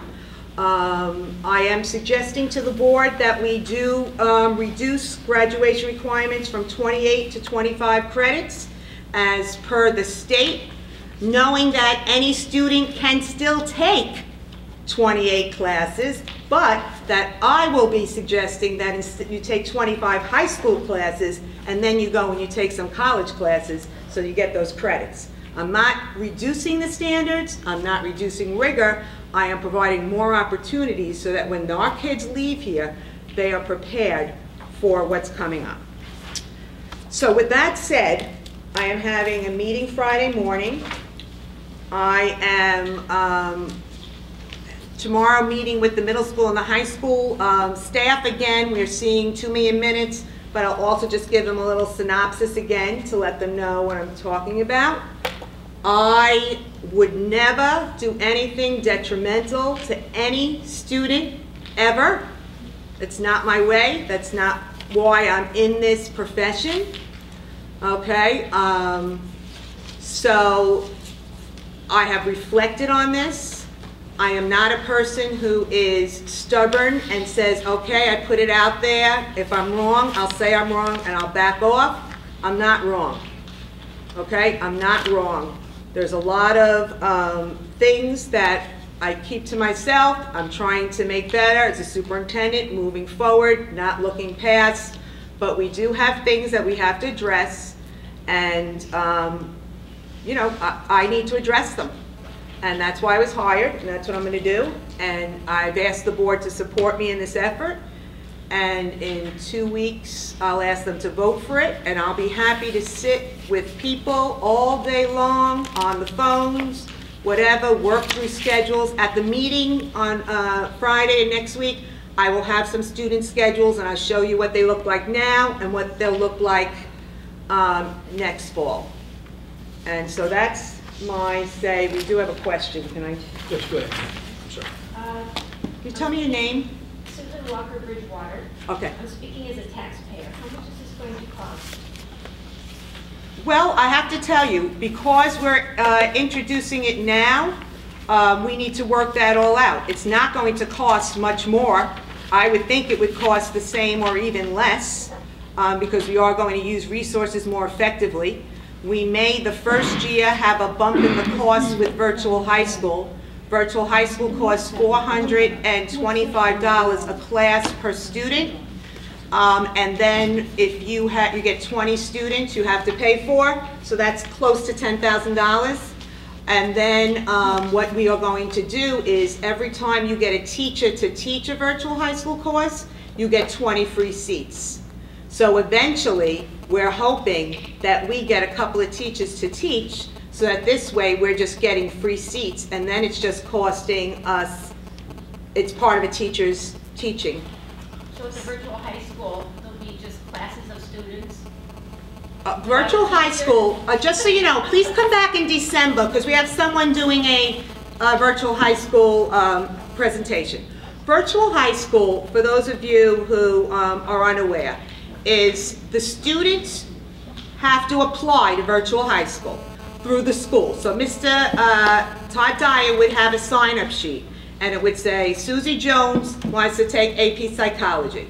Okay? So you would fill it out, you get your parents to sign off, and then once it opens, there's like a registration, like college. You register for the course, and you get in, hopefully, or you're on a waiting list. It depends on the course. Some are more popular than others. And then you are assigned to a period. Right now, the plan is to have Mr. Parachi be in charge of it. So say period 4, it was virtual high school. Every student who had virtual high school would be in a computer lab, and they all may be taking, 20 students may be taking 20 different classes. Mr. Parachi can communicate with the teacher teaching that course. And he will do that every week, every other week, whatever it is. And they'll say, you know what, he's doing a great job. He's keeping up with it. He doesn't have to come to you don't have to watch him. He can do it independently. But Miss Franny here, she's missing assignments. She's not, logging in. You need to stay. And that's exactly how it goes. And then parents sign. This is what we did in past places, that if you fail the course, you pay for the course. So it sounds like a wonderful thing. It's a great thing. School. But is that a carrot to get the schedule changed? Why can't we No. have that with block scheduling? You could have it in block schedule. The problem is because there are only 4 blocks, if you take a virtual high school course, now you're not taking something else. Okay, so I'm trying to be creative, and I'm trying to be efficient, and I'm trying, to really help kids have as many opportunities. I don't want, and let me just say this, there is no schedule that is perfect. I'm not saying to you, we have this schedule next year, and you're not going to have a conflict between French and band. That still may happen. But if I have the band teacher teaching at the middle school and the high school on the same schedule, well then I'm able to, I can combine classes, I can do more than one band class at the high school, there can be different levels of bands. So it provides opportunities to get more kids into more programs. So it's not, and I don't want you to think this is just about virtual high school. It isn't. It's about providing opportunities for our students to improve teaching and learning. That's what I'm trying to do. Lisa Huber from Roxbury. A couple questions for you. Yes. First one is, I'm wondering if you have taught block scheduling. You yourself. No, I haven't. So, as somebody who actually really thinks it's a fabulous forum for learning, you've been saying that you really are stressing rigor. And I wonder how you do. It sounds to me as I'm listening to you, and I know this is only little bits that you can put out there. It sounds as if rigor means more choices. And for me, as both an educator and a parent, rigor means depth of learning. And depth of learning happens in an extended period of time. I'm not interested really in my child being online taking classes. I can provide things like that on my own. I'm interested in my child engaging with a teacher over time in dialogue and with their fellow students, and really having a chance to explore learning. You were saying you don't want children just to go to college, but to excel in college. I would like to say that in this school, there are so many graduates who have and are excelling in college. And a lot of that, the graduates and the alumni would tell you, they attribute directly to their experience in block scheduling.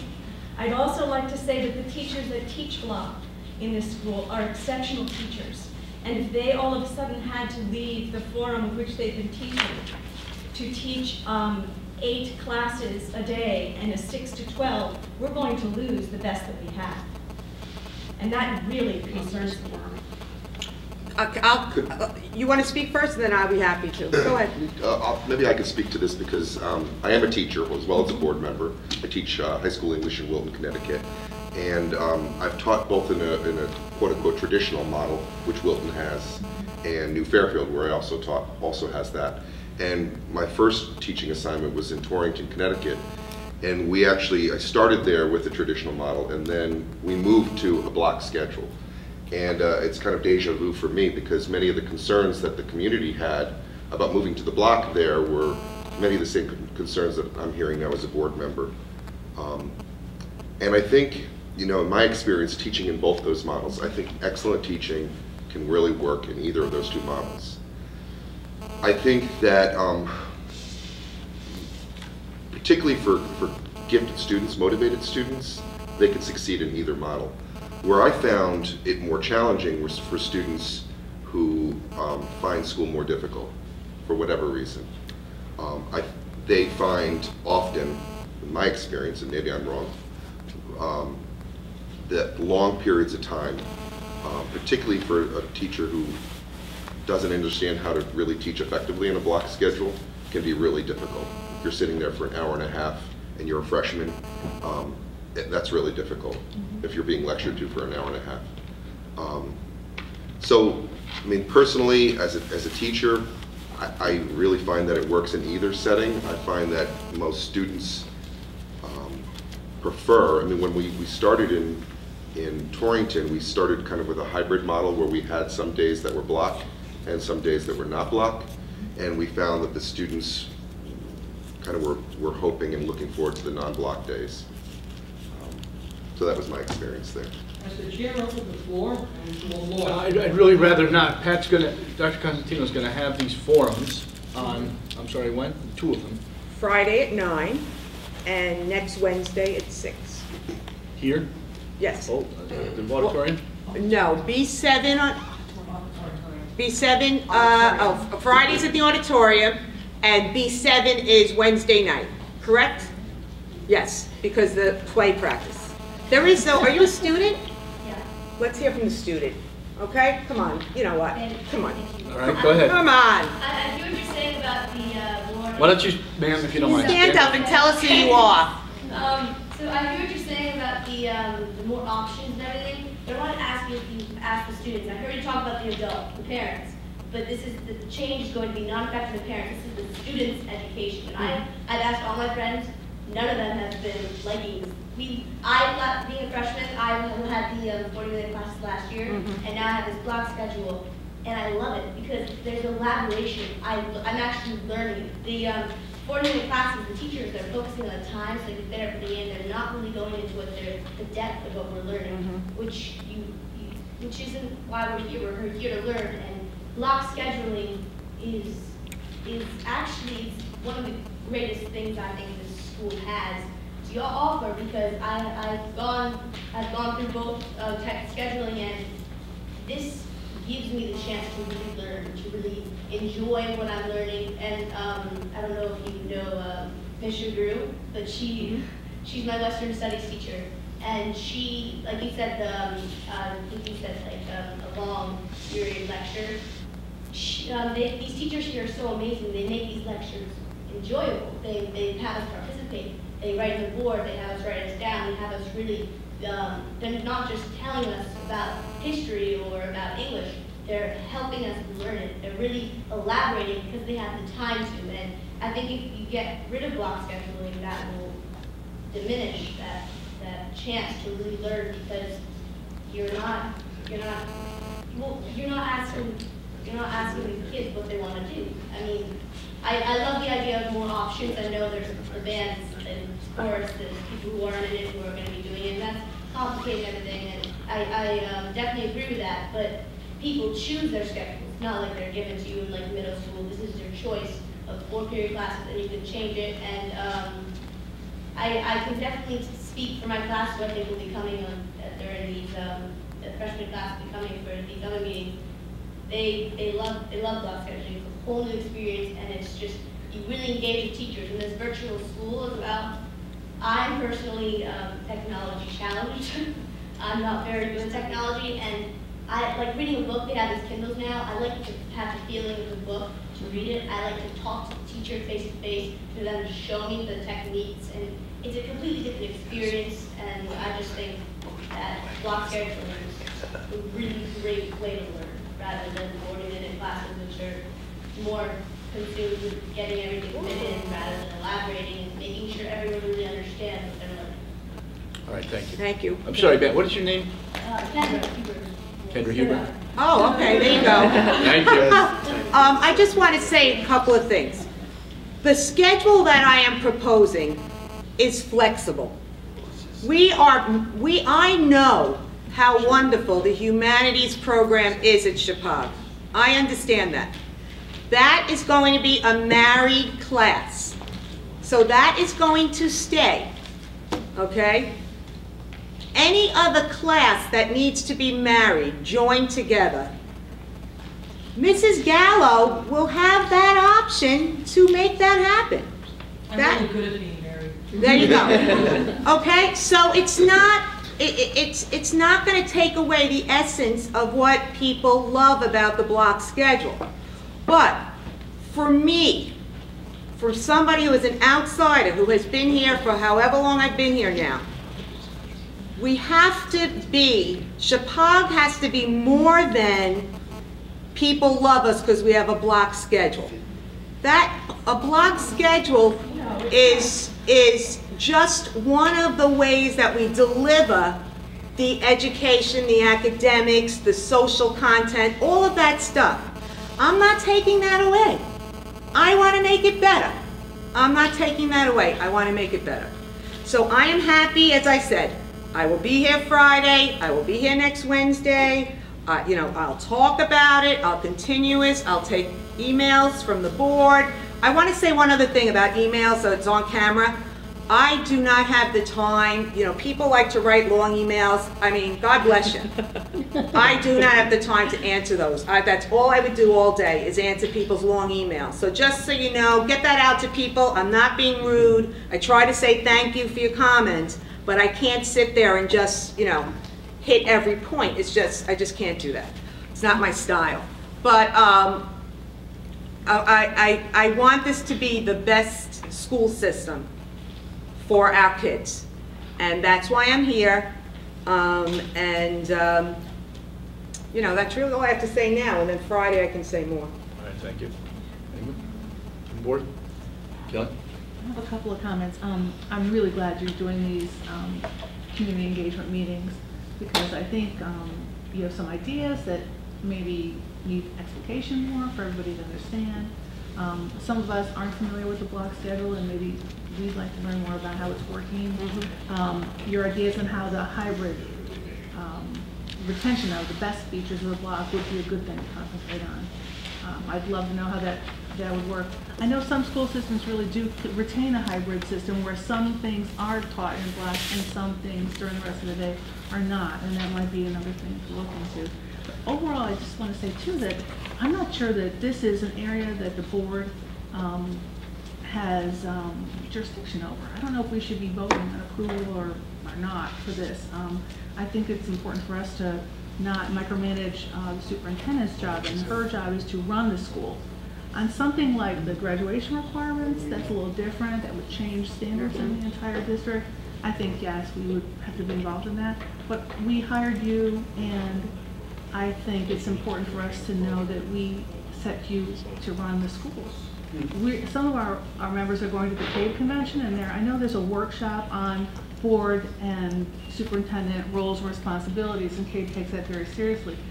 I don't remember if I'm signed up for that one or not, but I hope some of us are, and maybe I should go do that. But I think that's something that we need to look at, whether this is an area of responsibility for Dr. Cosentino and not the board. That is a good question. I mean, I have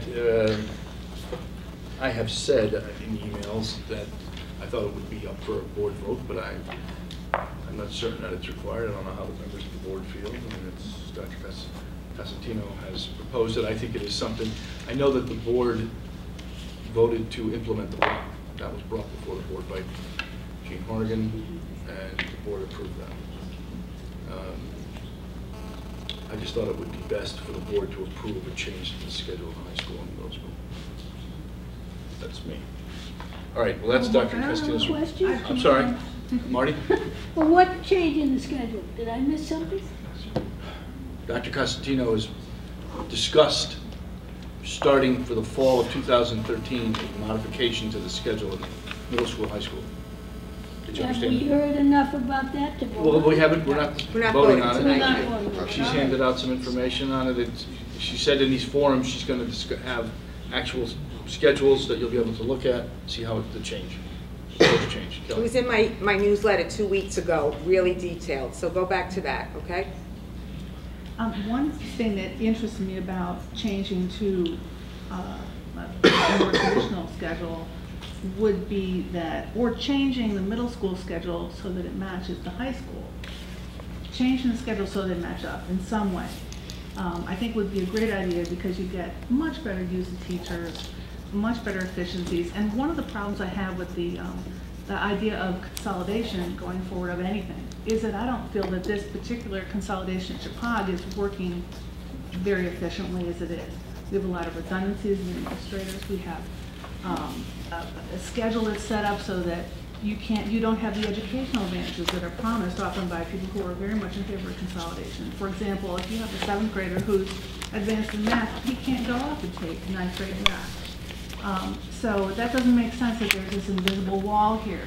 We should have a flow back and forth so that people who are advanced in art or advanced in math can move up to their abilities. And we're small enough so we certainly have the seats.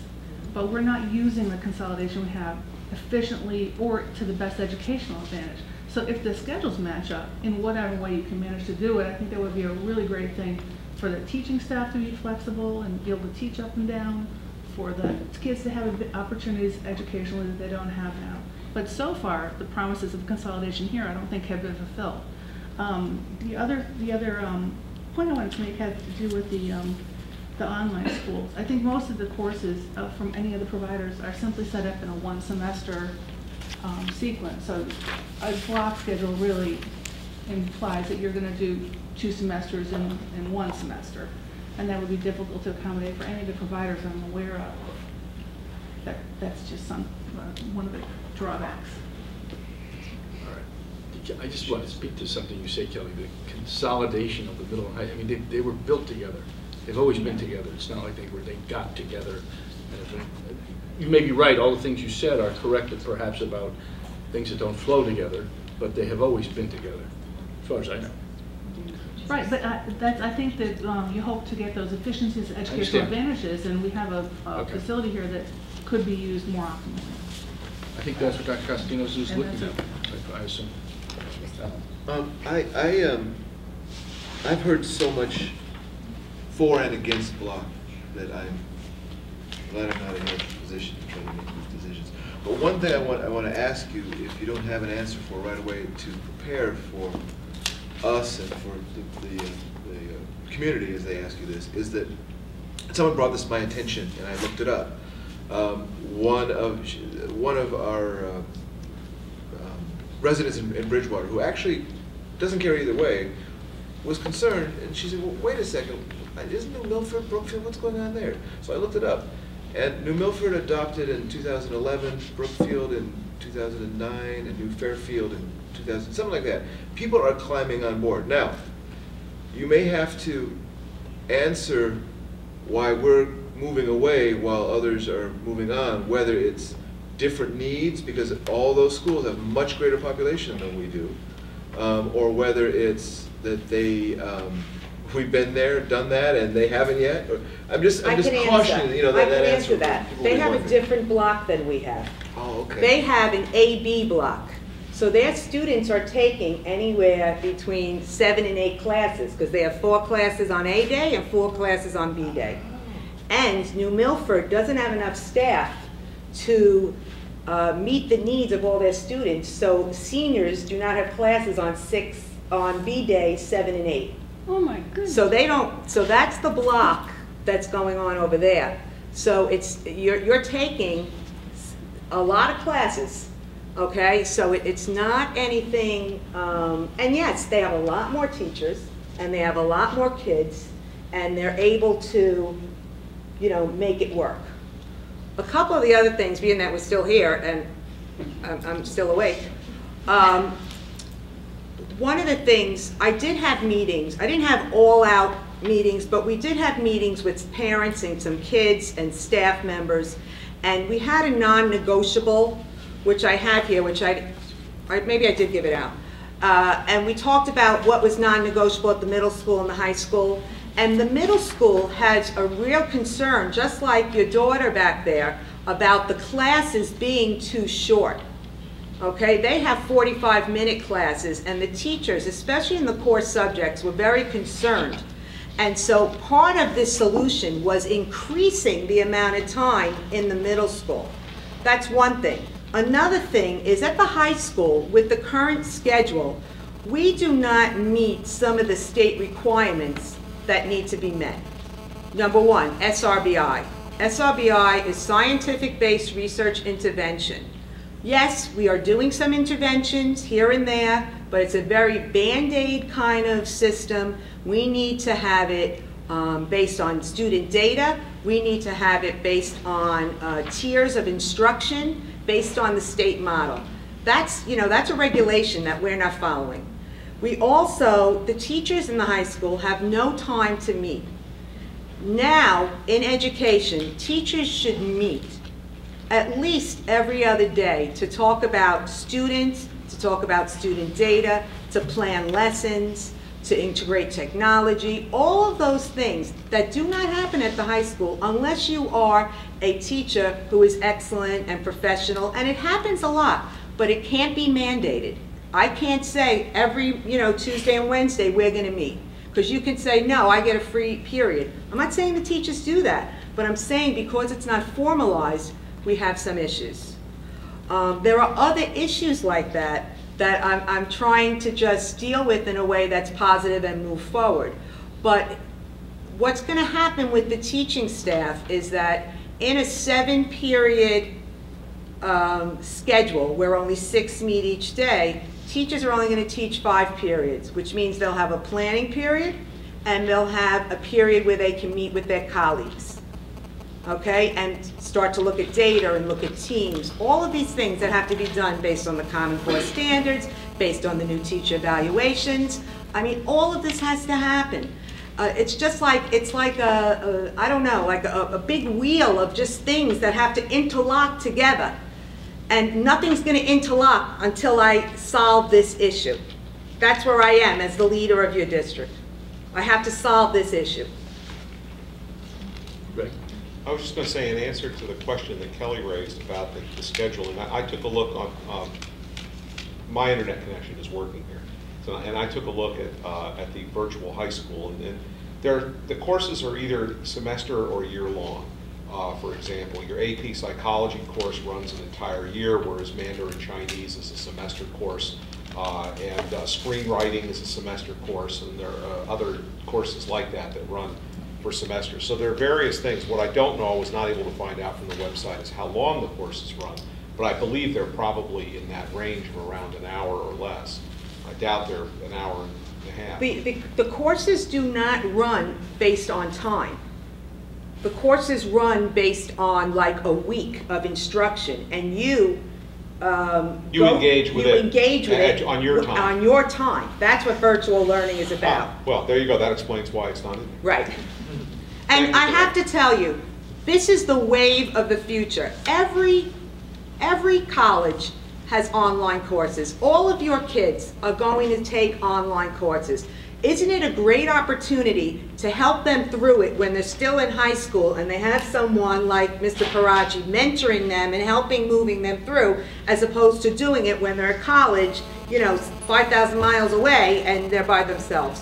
So it's just also, and this is not just about virtual high school, I don't want you to think that, but it's about teaching skills to kids so that they are ready when they leave our high school. I'm sorry, hold on, I'm sorry, Michael? Just another point, I mean, other than virtual high school, if you're increasing the number of periods and the number of classes that students will be taking, I would assume that we would be beefing up the number of electives that Chappaqua can offer students. Absolutely. Could you tell us a little bit about some of the electives that you would envision? The technology committee did not report today that we submitted a grant for $230,000 for a TV studio, and we're keeping our fingers crossed, and we're hoping if we get that, or at least part of it, we can start a pathway for kids in digital videotaping, editing, production, etc. That would be a whole bunch of electives. I would love to bring back family and consumer sciences. We have a beautiful kitchen here. That is a wonderful program for kids. They love culinary arts. It's part of a Perkins grant. We lost that money because we didn't have that program. Okay, so that was not an efficient way to do things because we would have gotten money towards that teacher's salary or towards supplies that we lost because that program fell by the wayside. Engineering, we have Project Lead the Way with Sheila Gambino in the middle school, which is top-notch. She is an exemplar as a teacher, and she could move that program through the high school with the help of the teachers that are teaching it at the high school already and make it a real solid pathway for kids. I would love to get some business in here with more accounting and economics, so that's another program that moves through. You can have a language component where you take some languages here, you take some languages on virtual high school, we get some languages on Rosetta Stone, and you can leave here knowing, 3-4 languages. So there are so many opportunities. I want people to be creative. I want to lay this foundation, and then I want to say, go to it. High school staff, middle school staff, parents, kids, make it happen. I don't want to micromanage this. This is not what I'm trying to do. Greg. Pat, you're not suggesting that online learning is a substitution for in-class learning. What you're suggesting is that it's an enrichment of the program. Absolutely. And I can tell you that at least I can relate my wife's experience, who had to add some credits to her college transcript when she was going to become a teacher. She did online courses, among other places, at the University of Texas at Austin, which is a first-class liberal arts college. And let me tell you something. She said that of those classes and the classes she took in university, those were far more rigorous, far more difficult, and yet also far more rewarding because of the instant back and forth between the students and the teacher and the professor online.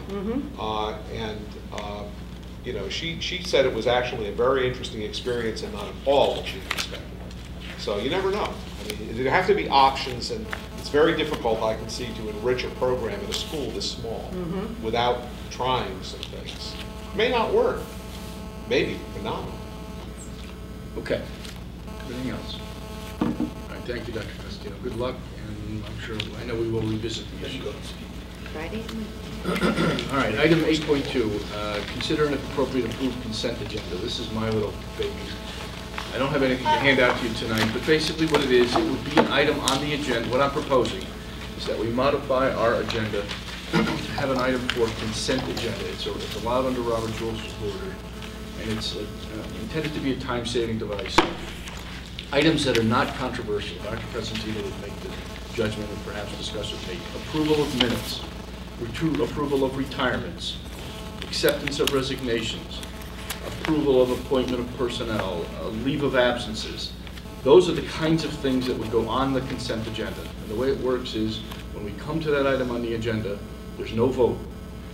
The issue is there any discussion, or is it approved by acclamation? It can just all be approved, if that's the way it wants. If any member desires to remove any item from the consent agenda, it's removed.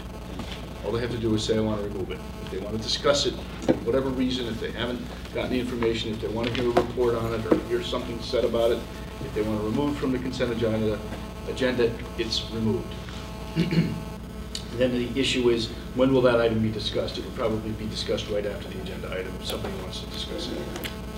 A field trip, approval of the minutes, if there was something that somebody had to say, we would remove from the consent agenda. So this is my proposal.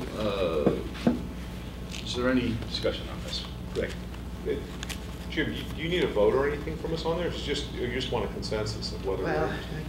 I think it makes a lot of sense. A lot of municipalities are using this in their meetings as well. It moves the business faster. The only thing I would request if we go to it is that on things that aren't self-evident, the minutes are the minutes. But if there's a field trip, it might just need a sentence explaining where, when, and who's going. But I think other than that, you could get business done a little faster. Well, perhaps I don't need a vote. If it's nobody violently opposed to it, we'll just try and see how it works. All right? We're not violently opposed to efficiency. That's right. Yes. I do. Yeah, I mean, it's I would obviously like the kind of to thing we ask can Dr. Lee. reverse, you can decide it doesn't work. But my only question is, is there still presentation of those items? We No. just don't pause for voting? There's So in other no words, presentation, when unless something- you want it. If Well, you when want it. something says approval of retirement of personnel, for instance, we won't even find out who's retiring? No, that's the coroner. He's asking that the items be more spelled out, a little more Okay. detailed. Right. Like the minutes would be in the agenda, we'd read them. Oh, of course, yeah, of course. And if they required correction, it could be removed, that's fine. I mean, I think the guideline would be that whatever we put in the minutes now when it's explained, that's basically what you put in the consent agenda. Then you don't need the explanation at the meeting. Exactly. All right. So then we'll go ahead and we'll do that. Give it a go. Thank you. Okay, opportunity for the public to comment on agenda items. Is there anyone who wishes to address this? Ma'am, would you state your name and where you're from, please? My name is Susan Seeger. I'm actually a Sherman resident. And I've had 2 children come through Chicago 2 years ago. And then 4 years before that. And I presently have a question. My concern, and what I'd like to have the board address, is the communication between Sherman and Chicago. The schedule changed, the block schedule, the bus issue last week. There was no communication. I heard about the block schedule from my daughter in the fall. She heard about it in the classroom. She heard about it over the intercom. She was told about it. Then I received a letter, email, I believe, from the superintendent, and the newsletter, and so forth. As a Sherman resident, I'm already out there. We're below on the total goal, but we do bring money to the community. Ma'am, that's not true. Excuse me? Consider to be equal, for myself, I consider to be equal partner with anybody. Okay, I don't have a vote, but I do have a voice, and that's what I've always told them. And we've had bus issues in the past, and I've championed that along with the Board of Ed down in Sherman. I've notified my superintendent and my Board of Ed of my frustration from last week's bus issue and from the block schedule. On their part, I said, have you been told about this? If not, why not? They should have some kind of insight into what's going on that's affecting the Sherman residents. They are K through 8, and they need to be reminded every year, which I champion. You have high school students. They are Sherman residents. We pay taxes for them as well as K through 8. So I would like to ask if your board would consider, and I was going to go to the meeting on Wednesday night, yours is canceled. I can go to their board meeting, which is Wednesday night, and ask the same thing, that there be a liaison between the 2 boards. It's not meeting every week, every day, every month even. It's just maybe a note here or there. This is going to be happening. You might want to be aware of it, just in case you get questioned about it, which I did, which they said, have no idea. And my comment, Go ahead, I'm sorry. I was No, go ahead. addressing everyone. My comment to them was, last year, we were sold on Chappaq. We had talked for the 8th grade. Mr. Dyer came with 2 students from Chappaq who were Sherman residents and sold it again. I didn't need to be sold. I was sold on Chappaq 8 years ago. Loved it. Had 2 kids go through here. Loved it, both of them. But the students who are new to Chicago were told it's going to be this way. So, and we have a contract. You know, and this is my question to my superintendent. Well, I want to see the contract, which I will get a copy of. What does it say? Are we getting this, or are we getting that, or it's just we're going to give you $12,000 per kid and you can do whatever you want? Do we have any say? There should be some kind of say. So that's what I've asked, or will verbally ask them on Wednesday. So I want you to consider that, and just to let you know that, you know, I guess you'll be having a conversation about that. I just removed some names down so I didn't forget. I think that's probably it. Oh, it did say that the superintendent had teachers, parents, and students involved prior to all this coming out. Yes. Where, who? How did they, where did that come from? That came from the principals. But it was a small group. It wasn't a large group, it was a small group. So it wasn't. I'm not asking how many, I'm asking how it was done. Because I tried to look back on your newsletters and all that kind of stuff, and minutes to the board and all that kind of stuff. And I don't find anything that's asking anyone who would like to be involved or whatever. Were they handpicked? I did not pick anyone, the principals picked. But you met with everyone? Yeah, we had two meetings, I believe. And then after that, we went to a small administrative group. So I think that my #1 pet peeve would be communication, lack of. As a Sherman resident out there. And I second that as a Sherman resident out there. All right. I'm just, taken back, and, with the storm and everything, I didn't get to, your email came out after the fact, read this letter.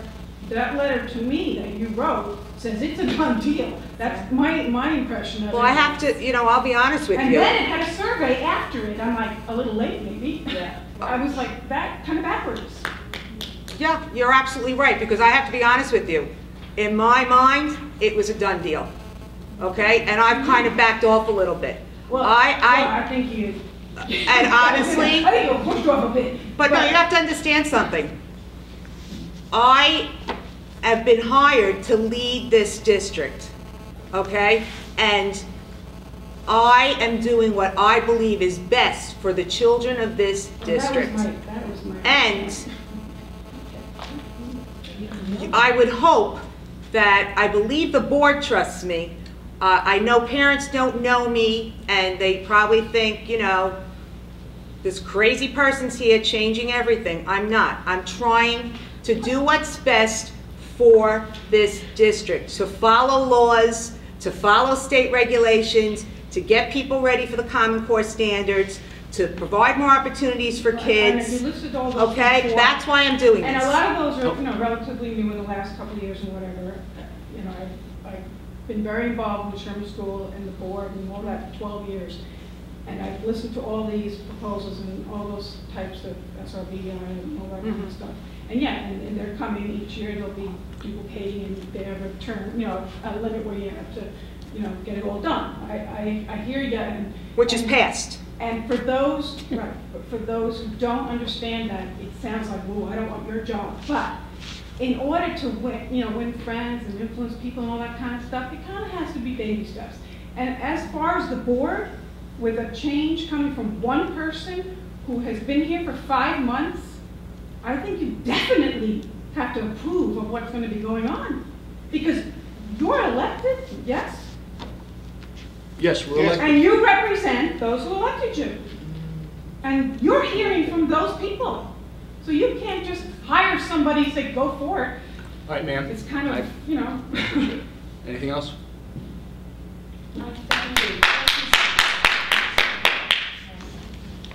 Mr. Kelly. Kelly from Washington. I have to laugh. I don't want to start off the presentation by saying I'm not stubborn and I'm not wrong. It's probably a little both. It certainly makes certain that you're not really listening. One of the things that I have a concern about here, this young lady just stood up. I had to ask my wife who she was. I tried to ask my daughter in the confines of our kitchen about this change, because she came and said, did you hear they're dropping block? And I said, do you like that? And she said, no. And I said, no, because I heard about this meeting. And I said, Caroline, tell me in a beautifully eloquent statement that I can relate to the Board of Education why you're upset about that. And she looked at me like I had 4 heads, and I said, no, seriously, tell me something. She goes, Dad, it just works. It just works. One of the things I guess that bothers me is 85% of your, there's a misdirection going on here. I don't think it's intentional, but it's still happening. That presentation, 85% of the things you talked about and the things you want to do here sound wonderful, and they are completely irrelevant to the question of block versus non-block scheduling.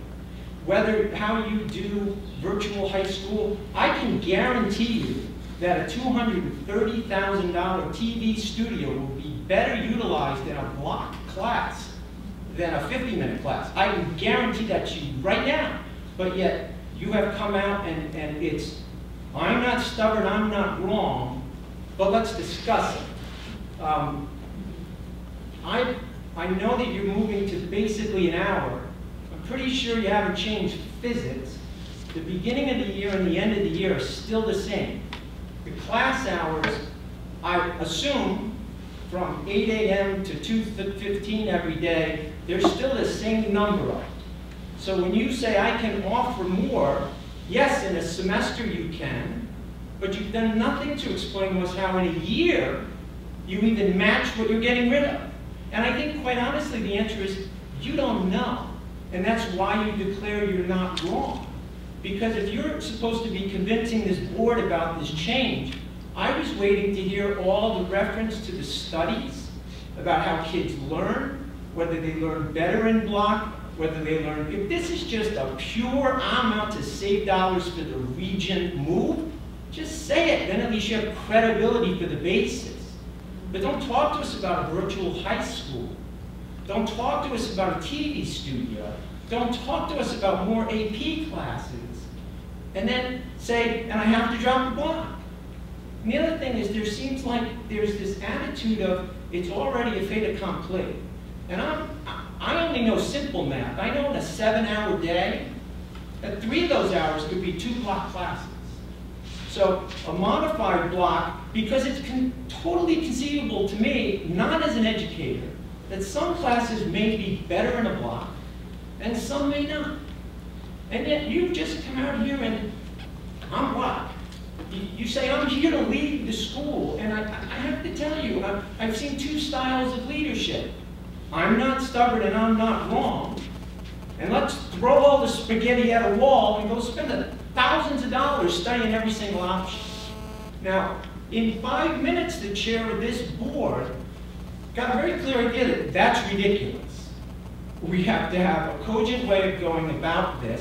But I sat in a meeting where you basically promised an entire room, it was filled, cards were on every square lawn outside the front, and said, no, we're voting on this because things have to move forward, and once you vote, we're going to go get the information. Not once did I hear anything about State Board of Ed requirements, whether, you have options there that some can be reimbursed by state money and some can't. That's easy. I could knock those out, and I have none of your background. Just tell me whether remodeling in a flood zone qualifies for state reimbursement versus new construction. And we can knock out all sorts of those spaghetti on the wall options. So leadership is what I'm here looking for. And the only other example I have is this STEM program, which you wanted to implement because you're cutting edge. I wrote all these words down. And we were doing this year.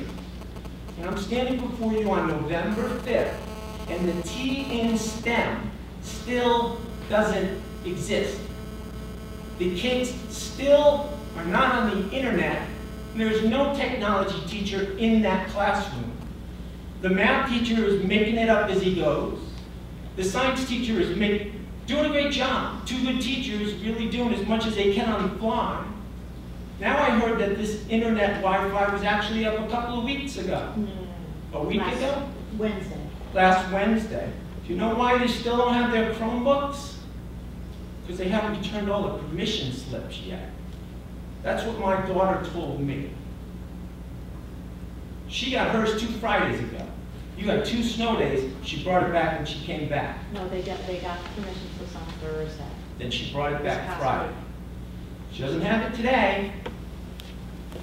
It's November 5th. Tomorrow's the 6th. At the meeting that we had here, the leadership, it was promised this was all going to be done by the end of October. I don't want to parse this over 3 days. But things aren't getting done. They're just getting these pronounced statements and then hoping that they hold. That's not leadership. I hope that this board demands of this change to have real information about what the block has provided that's good and bad, Compare it to whether dropping it is good and bad. What subjects are better? What subjects are worse? What are the real problems we're trying to solve? And as good as you are and experienced as you are, I'd like to see some of the studies and the research that you're relying on to not be wrong. Because it exists. It's all out there. And we hear none of it. Now, the only other comment I wanted to make was on this regionalization issue. Point that was made about the 3 towns at 51%. We can all go read that case. We don't have to be a lawyer to know that none of these changes happen unless every town, independently, by a majority vote, adopts the change. Why we would even choose our options without knowing they would be acceptable in every town astounds me. I raised it at the meeting in front of you, and you told me, yeah, don't worry about it, we know. And then you went and took a vote of the whole room and picked the 5 top vote-getting options.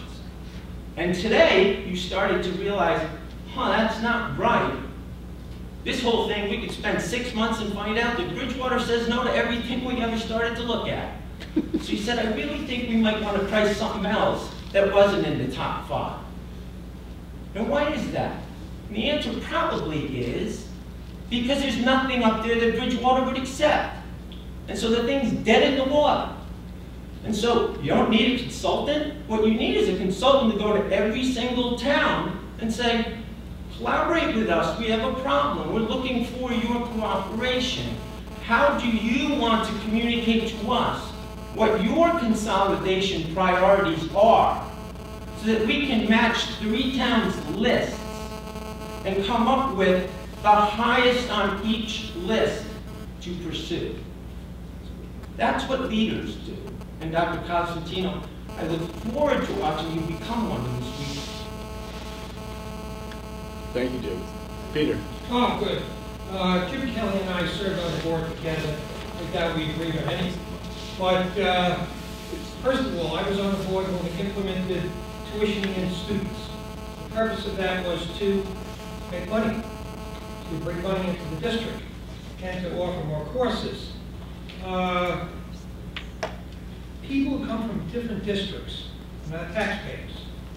While the board may wish to have some sort of liaison with them, they certainly have no votes. Very little to say, except by expressing their thoughts to the board, but they have no vote. We tuitioned them in, offered them our services because they had the option of going to various school systems. But once they come here, they're not taxpayers, so they have limited authority, if any. Regarding block scheduling, I was on the board when we implemented block scheduling. Oregon asked us to implement block scheduling because we had a very crowded building. Students were losing time traveling between classes, and therefore, the teachers didn't want to lose time. They wanted a longer block in order to give them more time on task. But there were many teachers who taught courses that didn't require block scheduling. I don't know how you deal with that as educators. There are courses that don't require 90 minutes. So I don't know how you're going to deal with that in the future. Some kids love block scheduling, some teachers love block scheduling. There's a divergence of views, but the reason we put it in was originally because of the amount of students in the building and providing more time on task. So I can't speak to it, I have no children in it, but that's how it started. As regarding this issue, I have defeated with other people many school budgets. Probably nobody in the school district, in the 3 towns, has defeated more school budgets than a group of us from Washington, Connecticut. The people in Bridgewater are not set in cement on the issue of their primary schools. We contacted many people in Bridgewater who are interested in not being in that school. Many. So when people stand up and say, well, if Bridgewater doesn't get their primary school issues dead, first of all, that's very narrow-minded. You make a statement like that. It isn't true. I didn't say it. Will you implement it? No, I used it as an example. All right, hey, folks, somebody's got the floor. So what I'm saying is that that concept is wrong. You can't go forward on the issue of what to do in the district strictly on that concept that one town isn't going to approve. all three towns may not approve. That's why I recommend you get a consultant to study the whole issue in concert with all the parties involved, and at some point you'll get to the basis of what towns will support and what towns won't support. And at that point, you can make a decision as to what to go out and vote for. But it isn't this concept I constantly hear of what one town will or will not accept. That isn't what's true. I can tell you that, including mailers in all of these towns. Is there anyone else? Yes, ma'am. Hi, Kendra. I'm a freshman here. I've talked before. I've listened to what everyone said and know you've heard what I said before, but I don't think you're quite hearing it. I don't know, I haven't heard one person get up and say that they are for this change. I'm talking to you directly. You're saying you know these. You're saying you do this for the better of the students. Have you talked to any students about this? You're saying you know these students, and I hear the change you want, but this is change for us. This is change for my class, for my friends, for my education, and for my future. And you're saying you want the best for us, but have you asked us? Have you done a survey? Have you even tried to reach out to us or get to know any students? You heard from the parents, you've heard from the teachers, but have you heard from us? Because this is our education, this is our future. I love that you guys are here helping us, and we appreciate the teachers' time you put into it and everything you guys do for us.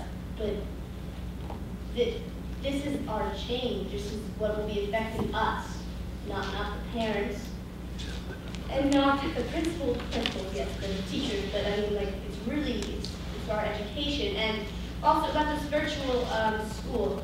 I personally need that bond between my teacher and I. I need that to look up to somebody, to be able to talk to somebody, to be able to communicate with somebody face to face, for them to look at me, see my strengths, be able to talk to me if I need help, to answer my questions, and to guide me through my school year. Not through a computer screen, but through knowing me personally, through working with me every day, through helping me when I need help. And when people need guidance, people can have to go to the teachers. They can't go to their computer screen. And it's a different world. And I hear the college, I was going there, but going to college will be growing up. We'll be officially adults, most likely around 18. And it'll be a new experience. But I mean, we've grown up with technology. We'll be able to grab it quickly. But that's college. That's not high school. That's completely different. This is getting us to college, where this is helping us find what we want to do. And I don't see how a computer screen can help me get to what I want to do, find my passion. It's completely different. We have advisory, and we were doing this group session, and online we did what we want to do as a possible survey for what we want to do when we're older, possible jobs and occupations and such. But I got a dentist, and if you knew me, you'd find that funny. And it's just like you'll be learning from this person, and they'll be helping you. I'm a person. Okay, you know, I understand what you're saying. You don't want virtual classes. There are others who do. You know, it's an option that's been presented. The board has not decided. I don't mean to interrupt you, but I understand. You need a personal contact. I think the board appreciates that. Is there anything else? I just want you to really hear this, because I don't think you're hearing us. God bless you, because that was phenomenal. He spoke to these students. You really got to hear this. This is our education, our future. All right, thank you. Is there anything else? Anyone else? Kelly? Yeah, for the Sherman parents, I really want to reassure you. I know Mr. Tagley has a view that because you weren't directly voting, you have somehow less of a say. You are voting. You're voting with your tax dollars. You are voting by sending your children here. And although I represent Roxbury, because they voted for me, once I'm here, I represent the children of Region 12.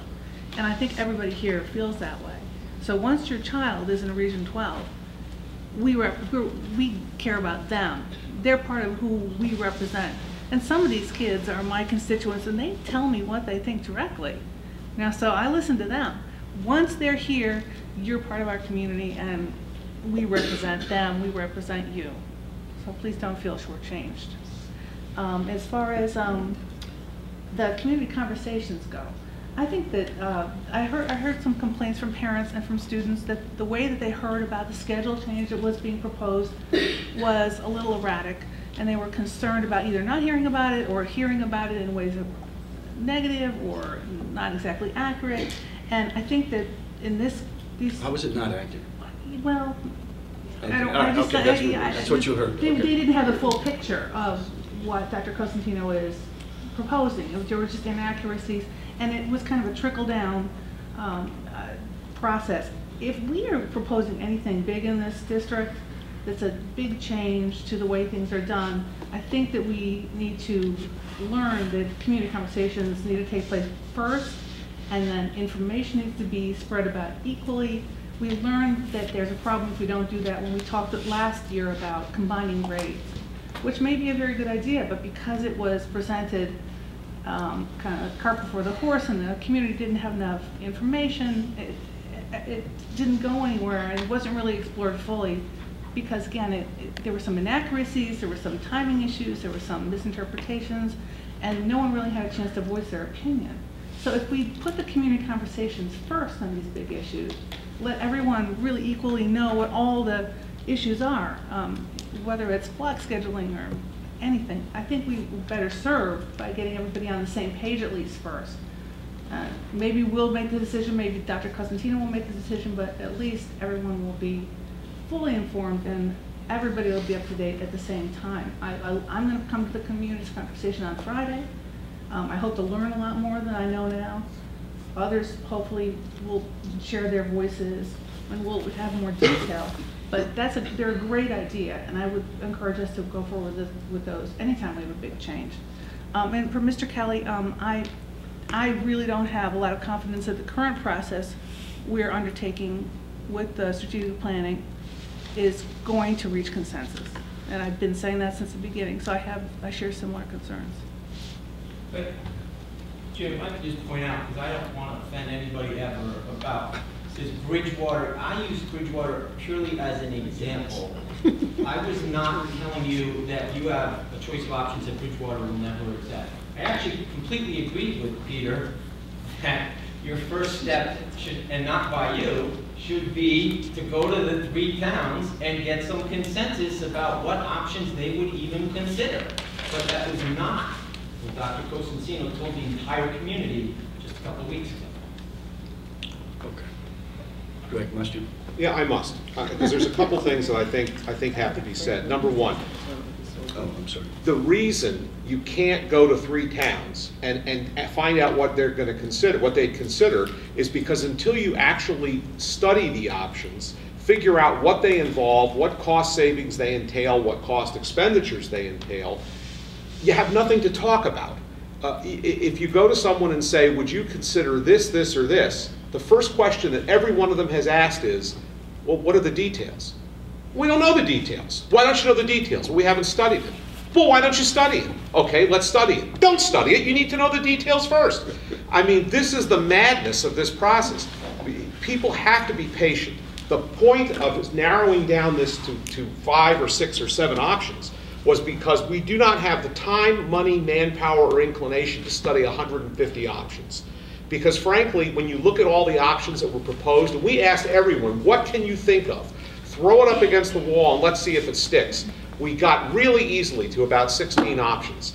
And then it started, we couldn't get past 16. So we had 16 on the board, and we asked people to think, of these 16, what ones are most important to you? Which ones make the most sense? And frankly, when you look at it, there really weren't 16 options. There were about 5 or 6 different options, and then a lot of them were subspecies of each other.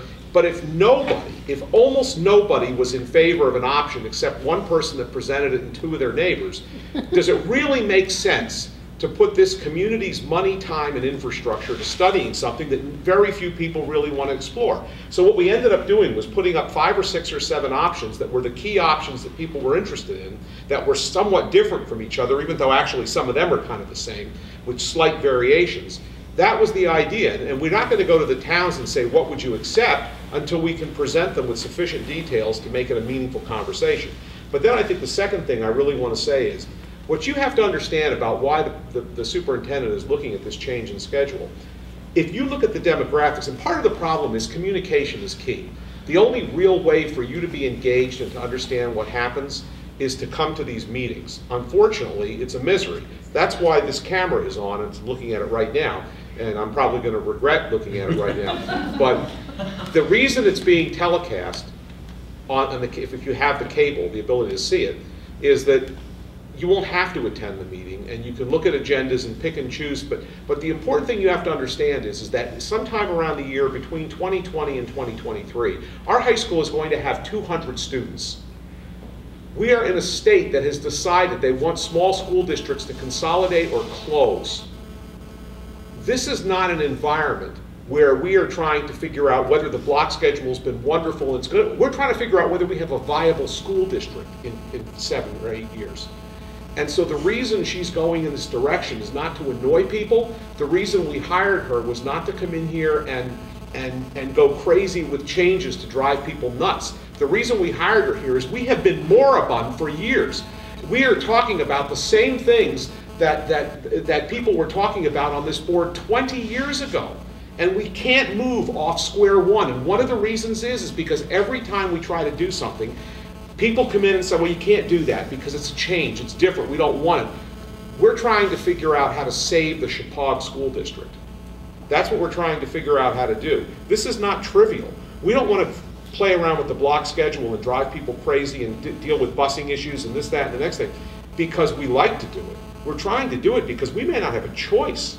And that's what this is really about. And that's why we hired a top-notch superintendent to come in here and really grapple with these issues, to get them on the table and figure out, yes, some dishes are going to be broken and people are going to be unhappy.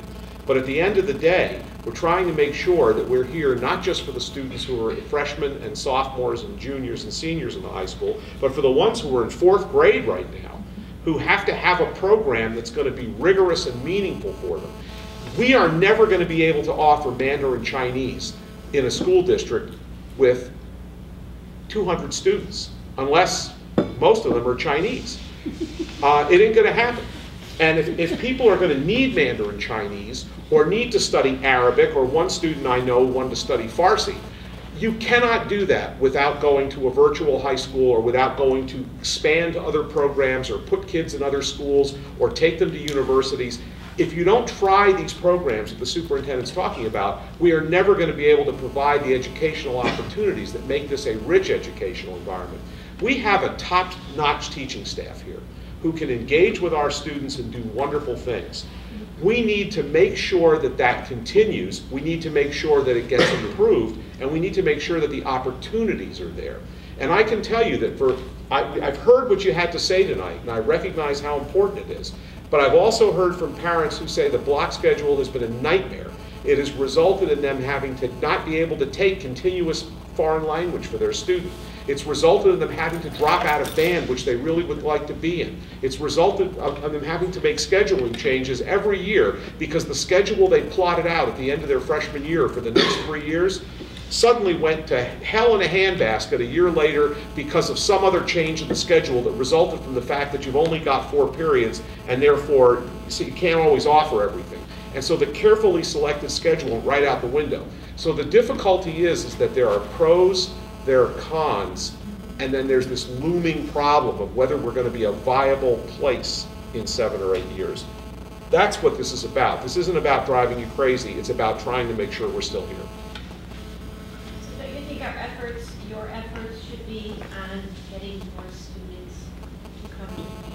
How can you do that? Well, I'll tell you, it's a nice idea, but the problem is, fundamentally, how do you accomplish that? And that's one of the things we're engaged in. One of the options that we're looking at is the option of trying to become I don't want to say magnet, because magnet school has a specific meaning, but to try to become an attractive school, a kind of place you want to go. Maybe the thing is, you have 200 students, they each get an individual education plan, and it becomes a wonderful place, and that's an option that certainly is being considered. But what we can't really do is if we certainly want to be attractive. We love the people in Sherman. They have wonderful students. If we could get more of them, it would be great. But there aren't enough of them. There aren't enough of them or enough of any other student who's likely to come here on a tuition basis that's going to save us or get us to the critical mass that we'd love to have. You need to attract more people of childbearing years who have kids that need to go to school. And we're facing demographic issues, we're facing dollar issues of how expensive it is to live here, and we're also facing the fact that since the last two censuses, since 2000 versus 2010, we became twice as many second home people who don't have kids in the schools here. They're in school in New York or somewhere else. And we became half as many people with the prime childbearing years that have kids in the schools. And when that's where your demographics are going, you could go out and try to attract kids from all over, but the other towns are facing the same problem, with the exception, I think, maybe of New Milford. They seem to have more kids, and Danbury seems to have more kids. But most of the school districts in the state, and darn near every school district in Litchfield County, is fast disappearing. Well, so we become competitive. Yeah, but that's it's easy to say. But how do you compete? One of the ways you compete is you offer a lot of courses. Okay. But it's not a debate, is it? All right, Joan, the lady in the back. I just wanted to touch base. He had said something about a modified block schedule, maybe 2 long blocks. I think a lot of people are open to the idea of what you're saying, that we have a pretty serious problem for the future of the school. And Dr. Constantino, actually, I had asked you about a modified block. You had said the middle school wouldn't work with it. I'm wondering whether there's been any conversations about maybe looking at the middle school schedule and some changes to that might put it more in line with the high school instead of trying to tweak the high school and maybe accommodate the middle school kids. I know the 6th grade has always had, as long as I was a middle school parent, they had a humanities block. Kids have social studies and English together. And then for some reason in 7th and 8th they go back to the traditional English and social studies. I'm not sure why, because I love the humanities disciplinary. And actually last year the 6th graders had a humanities block and they also had a math and science block. It was a double block where they did both math and science. So I'm wondering whether there's ever a possibility, even like exploring the idea of creating humanities and maybe a STEM program in the middle school where they would have those options of having the blocks together, and that way maybe you could put the two schedules more in line with each other. You know, once we decide on the schedule, the high school principal and the middle school principal will be able to use it in any creative ways they want to marry different classes that they feel will benefit teaching and learning. So if they want to put together the humanities, they can do that.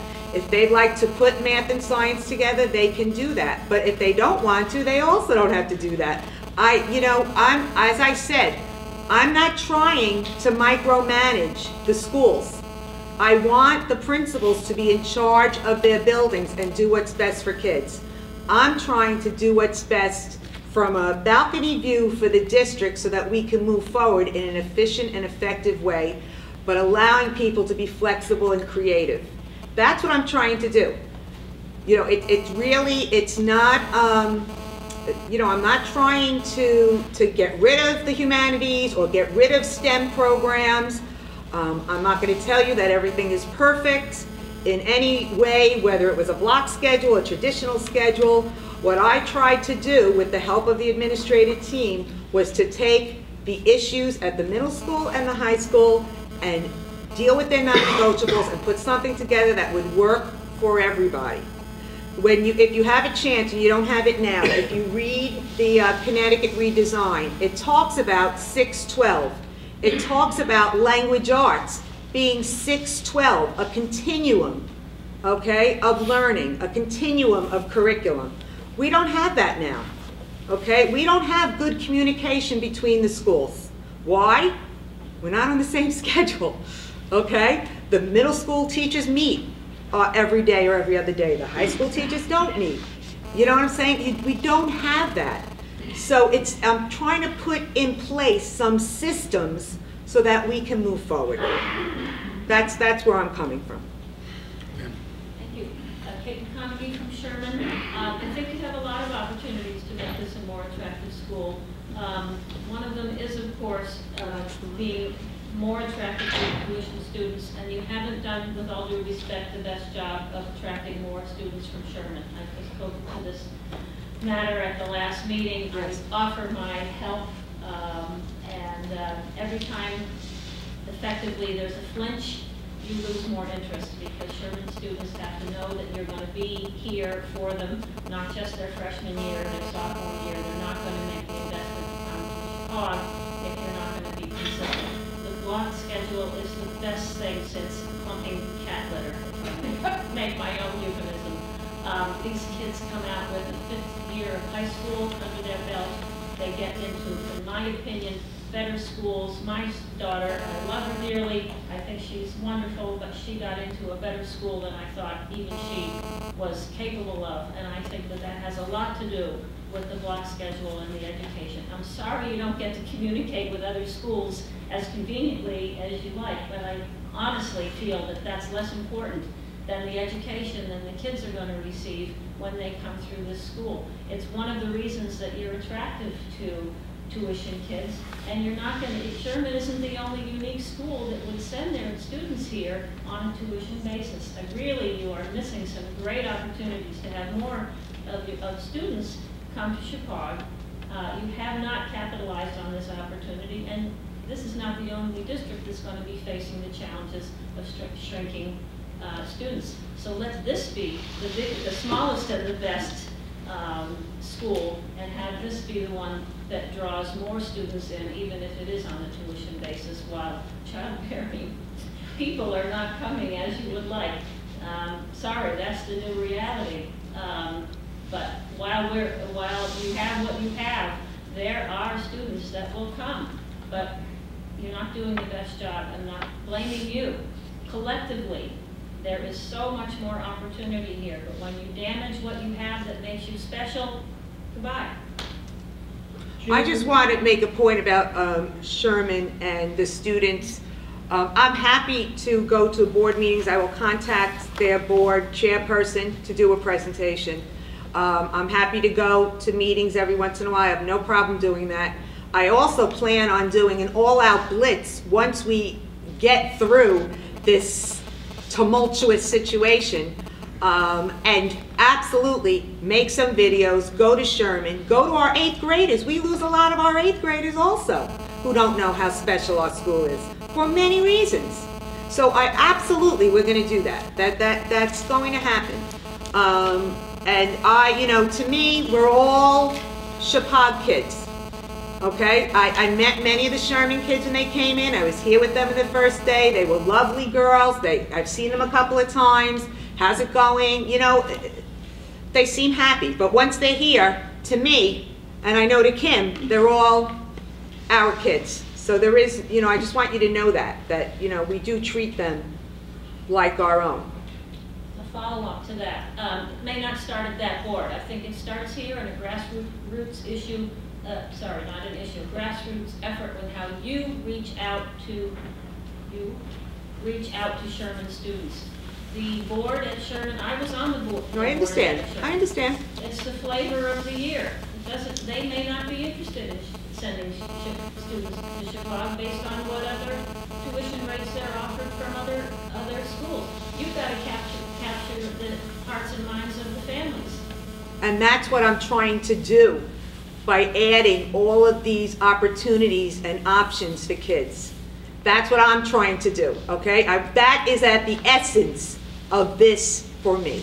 That's okay? Great. Don't take away the 5th year of high school that the block schedule. Why can't I give them the 1st year of college and save parents $25,000 and get them out of here with 22 credits? That's how I see it. If the colleges don't recognize it, they will recognize it. I'm not convinced. What? All right, ma'am, hold on, please. Ma'am in the back. I'm positive of it. Monica Taylor, Washington, Connecticut. I went to a high school with block schedule many years ago. We had the best music program in the area. It's a very simple fix to get the arts into the schedule, into a block schedule. You have 3 half-hour lunch periods where special needs get met. You can have band meet with the winds at the beginning of lunch, The second period, you can get the percussion and the other instruments coming in, they can practice together, and they can still have a lunch period, so they're not missing anything. Of course, you can have the girls come in, the first period, boys come in the second period. They can all come back and meet the third period. You have your whole complete chorus, you have your whole complete band. You can offer art classes in those periods because everybody has to have lunch. So those are always the best time. I've never missed out. We had a band all the way through, chorus all the way through. I lost my ability to learn how to read. I had to relearn again because I got Lyme disease. Had I not had music in my life, I never would have been reading again. I wouldn't be speaking here in front of you. And I probably would not even get out of my house. So it's that important that these kids have this stuff. It does work. And if you just change those, it's 3 schedules, 3 little blocks. And you can put together that with other courses as well. The languages might be able to meet during that time, so that it's a time that all the kids would have an opportunity. And if the middle school's kids are having band during their lunch, it's a different period of time than high school is. So you still can have them meet, and it's not missing anybody. So I know that the block schedule works. It worked very well for me. I wouldn't trade it for anything. Thank you. Thank you. Anyone else? Yes, Peter. Oh, I'm sorry. Hold on. Well, I was Go ahead. listening, Greg actually hit upon my points. You asked, the questions came up, why are we looking at the schedule? Why are we changing it? This seems to be new to us. Well, we have board meetings and we have presentations and we get the scores. We know where we fall in our DIRGs. We know where we list and where our students are lacking and where we need to improve. And each time our administrators, our principals, our administrators, our superintendents are trying to get our students to move forward, to be better students, to get the better grades, to get into the better colleges, to constantly be evolving, moving forward, and to find a schedule that works for everyone. Kendra, you said that all the kids love the block scheduling.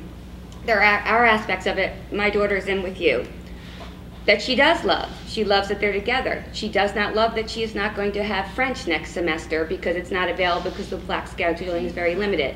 She doesn't have gym on a regular basis. She's not athletic like other people. That's not there.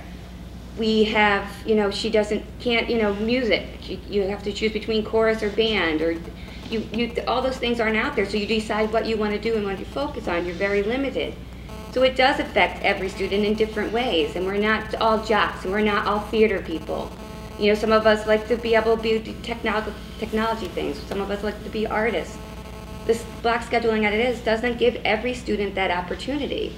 By opening up periods to a little bit longer or a little bit shorter, depending on where you're coming from, marrying things together, it's the best of both worlds. I went to a high school where we had ACE and BDF days, or odds and evens, or whatever, so you schedule.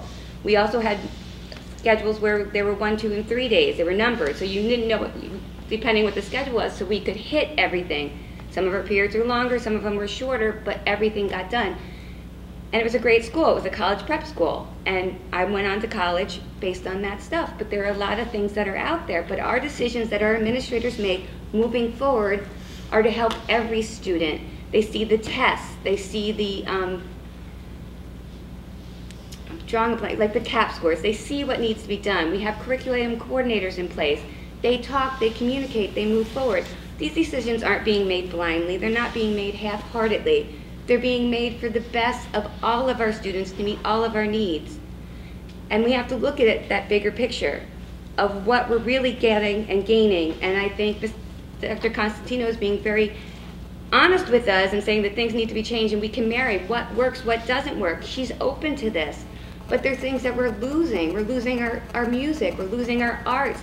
There are things that are lost because of the block scheduling. And we need to gain and find a happiness somewhere. And I know right now it's not working. It doesn't work completely. There are aspects of block that are amazing, but there are aspects of it that fall very short.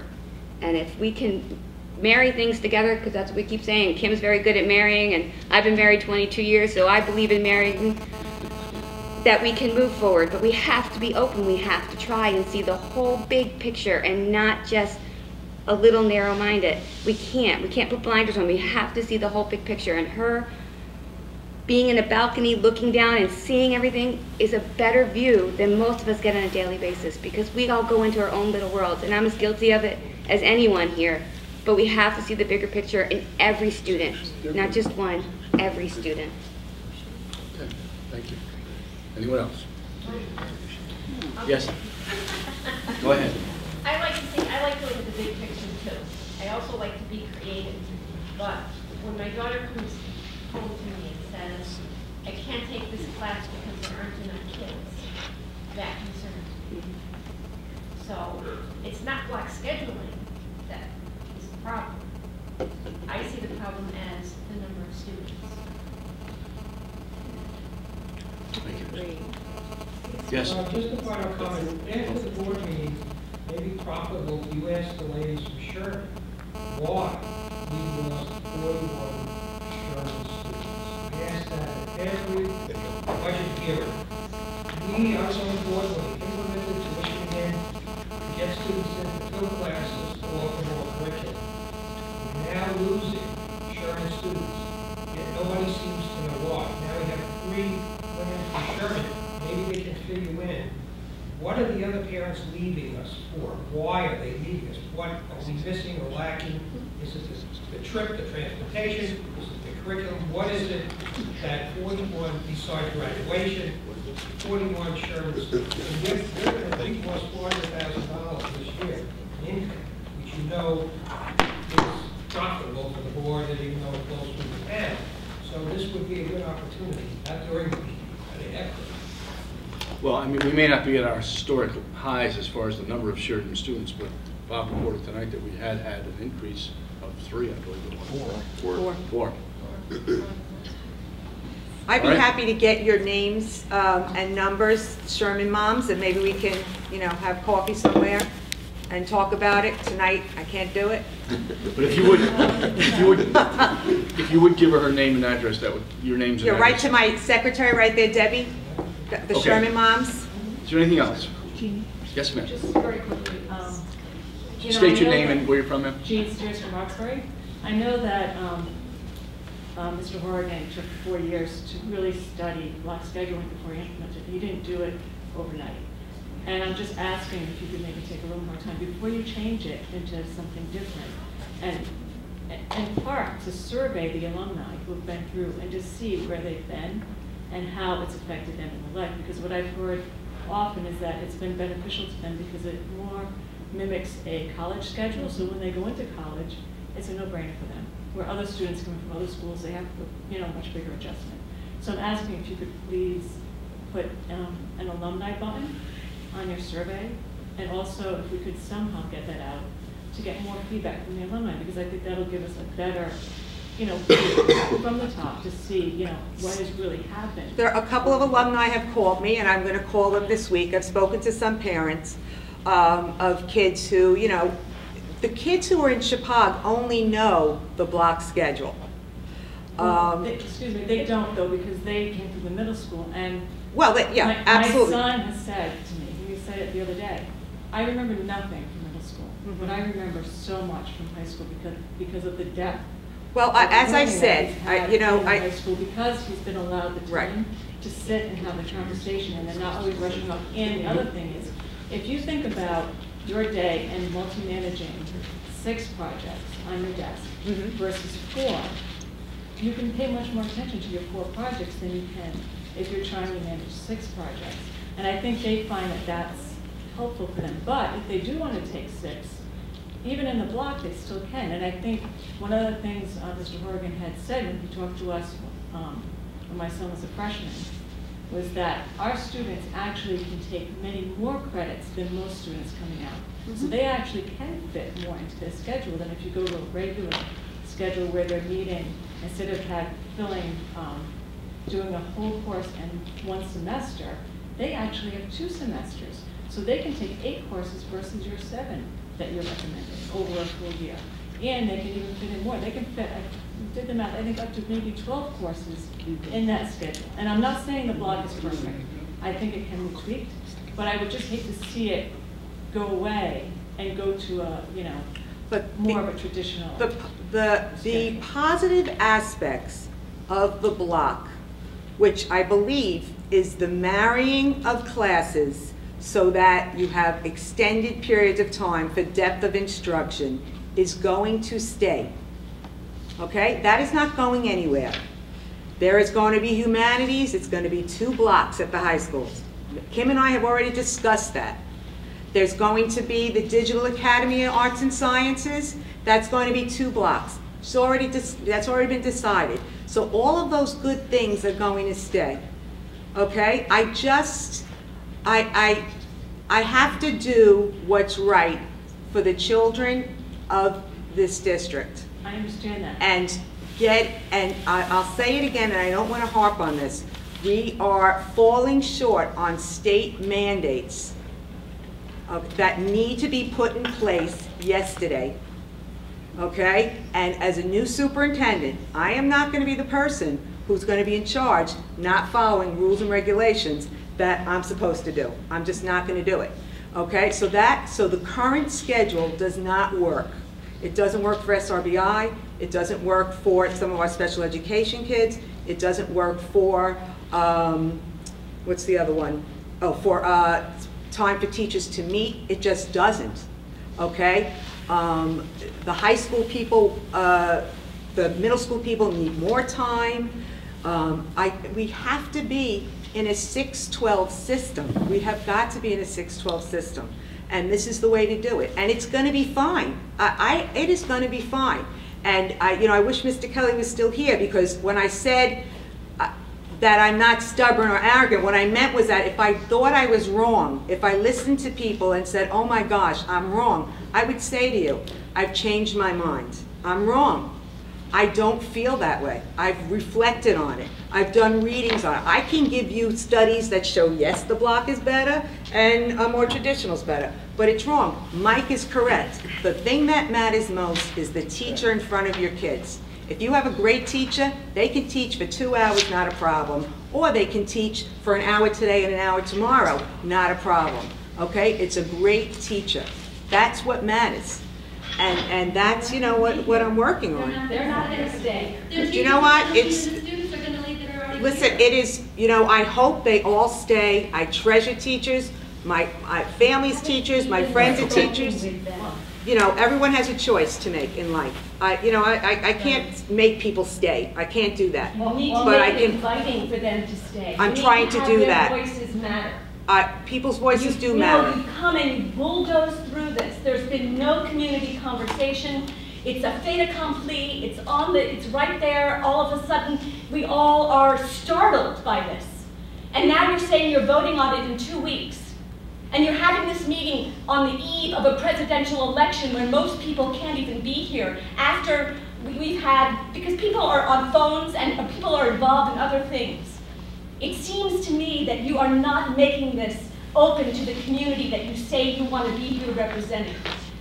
It doesn't feel that way to many of us. We feel shut out. I'm sorry. What I was going to ask is if you could just take some more time, please, to get to know our community, because we have a great community. I absolutely am enthralled with your community. I've been to different people's homes. I have been to different activities and events. I am trying to get involved in your community. The reason it is so important to do this now is because, number one, we have Power School coming. Power School cannot start to be implemented until we have a schedule in place. That's number one. Number two, budget is coming. We cannot look at the budget and look at it in an effective manner. I cannot present a budget to this Board of Education unless I'm sure every dollar is being spent in an effective and efficient way, because that wouldn't be fair to me or to you or to them. I can't do any of that until we have a schedule in place, okay? As I said many times, and I'll say it again, the best things about the block will still remain because Mrs. Gallo and Mrs. DeBrito have the creative flexibility, anything they want to do to make it work, as long as they are on the same schedule so that we can share resources. Okay, so if Kim decides that next year we are marrying up science and math for every kid, well then, God bless her and let her do it. Okay? That's her prerogative. But I can't move forward. That's the problem. And no one, as many people that are here tonight, and you're all anti this decision, there are another 10, 15 people who have talked to me who are thrilled that we are changing the schedule. Okay? And children go through it. And they have had children go through it, and they are suffering with problems where they are not taking math. We have students who don't take math and science for a year. For a year. That's problematic for a superintendent. I can't sit here and say that's the best education for kids. We're working on it, but that doesn't mean it's good for everybody. That's a problem. And unfortunately, the data in this district shows that it's a problem. And I don't want to For get... math, but not SAT. Our SAT scores are okay. They're not great for a district like this. We should be higher. I don't want average. I want excelling. That's what I'm pushing for. I'm pushing to make things great. Extra credits? Excuse me? Can you keep our 3 extra credits that we'll be losing? This is how I feel about it, and the board will vote on this. The state recommends, right now the state is at 22 credits. The state, Mediocre. absolutely. The state recommends that you go to 25 credits. I recommend that we stick with the state because you then have kids who can take 25 credits and graduate from high school. You also have kids who can take 28 credits and graduate from high school. And you also have kids who can take 25 credits and then take 5 college classes or AP classes. Do you know what I'm saying? I would rather provide them with college credits so that when they leave here, they are going into college with maybe 12 credits or more. So that this way, when they are a freshman in college, they're eased up. Do you know what I'm saying? They don't have to take 4 classes, 5 classes. I'm talking about AP classes, I'm talking about UConn classes, I'm talking about WestConn classes, I'm talking about Naugatuck. But you can do that without, you can do that without the being 7. Not if you want to offer choice, more opportunities. Not if you want to offer more opportunities. You know, I think one of the things is that the way you're presenting it, if it almost sounds like what you're saying is what we're going to end up with is a hybrid block anyway. Yes, absolutely. Then I think if you presented it that way, you wouldn't get the backlash because people are saying you're going way back to the 70s the way I went to school and oh God, I don't want to go back there. That did not work. Right. And the other thing about that is that with these kids who are so, we've trained them to be multitaskers. I think they're better off having less to focus on because they focus on too many things as it is. So if we add more to their plate, then I think it's that much more overwhelming for them. You know, so that's kind of why I like, you know, the simpler schedule that we have, because I think it's easier for them to manage. But I think, you know, as far as you're presenting this, from the outside, it looks like someone came in and shook up Chapad, which was working beautifully, and it's always been this little gem up on the hill. And I think it's a different, it's a different approach. Is if you said, you know, we respect the block, we respect all the years that you've invested in this amazing educational system, but we think we need a little tweaking. And this is the way I propose that we tweak it. That's a whole different conversation than the way you presented it. And if you presented it that way, we wouldn't have the Sherman parents going, I'm out of here. And a lot of the other parents saying we're out of here. Because I'm open to tweaking the block. There's no problem with tweaking what we have. I don't think what we have is perfect. But I think saying we're getting rid of it and going back to what I went to high school with, oh, forget that. I want no part of that. That did not work for me. I brain dumped. I had to keep up. I was a straight A student, but I just sat through an AP Calc class for my daughter. I knew nothing.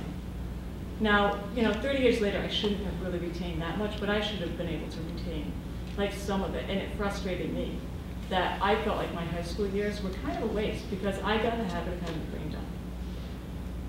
But I got A's, I went to RISD, you know. I don't want that for the kids. I think my son says, I remember what I learned in high school. Wow, that to me, that's a miracle. And I say, thank you, Chicago. Congratulations, because my child learned how to learn, not just memorizing brain. So that's where my fear comes up. And my daughter may be here next year, and I know her, and she will be more on the brain dump side, and she needs to learn. She needs to learn how to learn and retain what she's learned, because our kids have so much more of a challenge out there than we did when we were their age. They have to know how to think. Chicago has taught my son to be thoughtful, and I don't mean just kind of considerate. I mean, he thinks about huge subjects. We have amazing conversations, and that's because he's been in this amazing place. This is a gem. It's a beautiful place, and kids really thrive here. And I just want you to be here long enough to really grasp that and really understand what we have. And you know, I find it's been a great gift to my family, and I'm grateful. And I'm grateful to have you here. I just want you to be able to be part of this and not come in and go, oh, it's not working, we gotta shake it up. Because I don't think that's what the parents are asking for. They're not asking for it to be shaken up because we're happy. Most families, if you ask, most are happy. Yes, he cannot take band this year. He's applying to harp. It would be great for him to take band. But, you know, we're working around it. I have to get him home. Thank you so much for your time. My pleasure. How do I say this? I just think that you're giving your board a very difficult challenge to get their budget passed with this pace of change. I'm sorry, I think you're giving your board a very difficult challenge to get their budget passed with this pace of change. It feels very disrespectful to the community. It's right, it may be good, but it feels wrong, and you're delivering an impossible task to your board to get your budget passed. The community will not reward you. Yes. And one final comment. We had an invisible superintendent before this superintendent. Anybody who is vociferous, in any sense of the word, would seem like an extreme. So that's your problem. We had a superintendent that you never heard from, and you are a superintendent we're hearing from. So I think that has excited a lot of people. I think for a good reason. I'm sure the board does think for good reason. Some parents feel for a bad reason. But when you sat through the meetings I did with the previous superintendent, interacting with them and whatnot, you are a significant change. And people have difficulty accepting more vociferous. A person is much more vociferous for change. So don't feel bad. Thank you. I second that. Yes, I second that too. All right, is there anything? Yes, ma'am. Both my children have been in band for all the way through from primary school through second to do it. And they haven't missed out on having some of the other classes. And right now, the band class that my daughter had crosses over with her chemistry, her health class. But she's working it out with the teacher because the teachers in the school are more apt to work with the students because they understand. If you change the blocks at lunchtime, and I know 30 minutes is required for each lunch block, they could have a study hall that period if they don't have any interest in music or in any of the art or art classes. It's a simple fix, it's a simple tweak to have all those classes be able to be had during the school day. It's not going to change that much. And it's simple, and it worked for years in the Southbury school system. All right, thank you. Anything else? Motion to adjourn? So moved. Thank you all.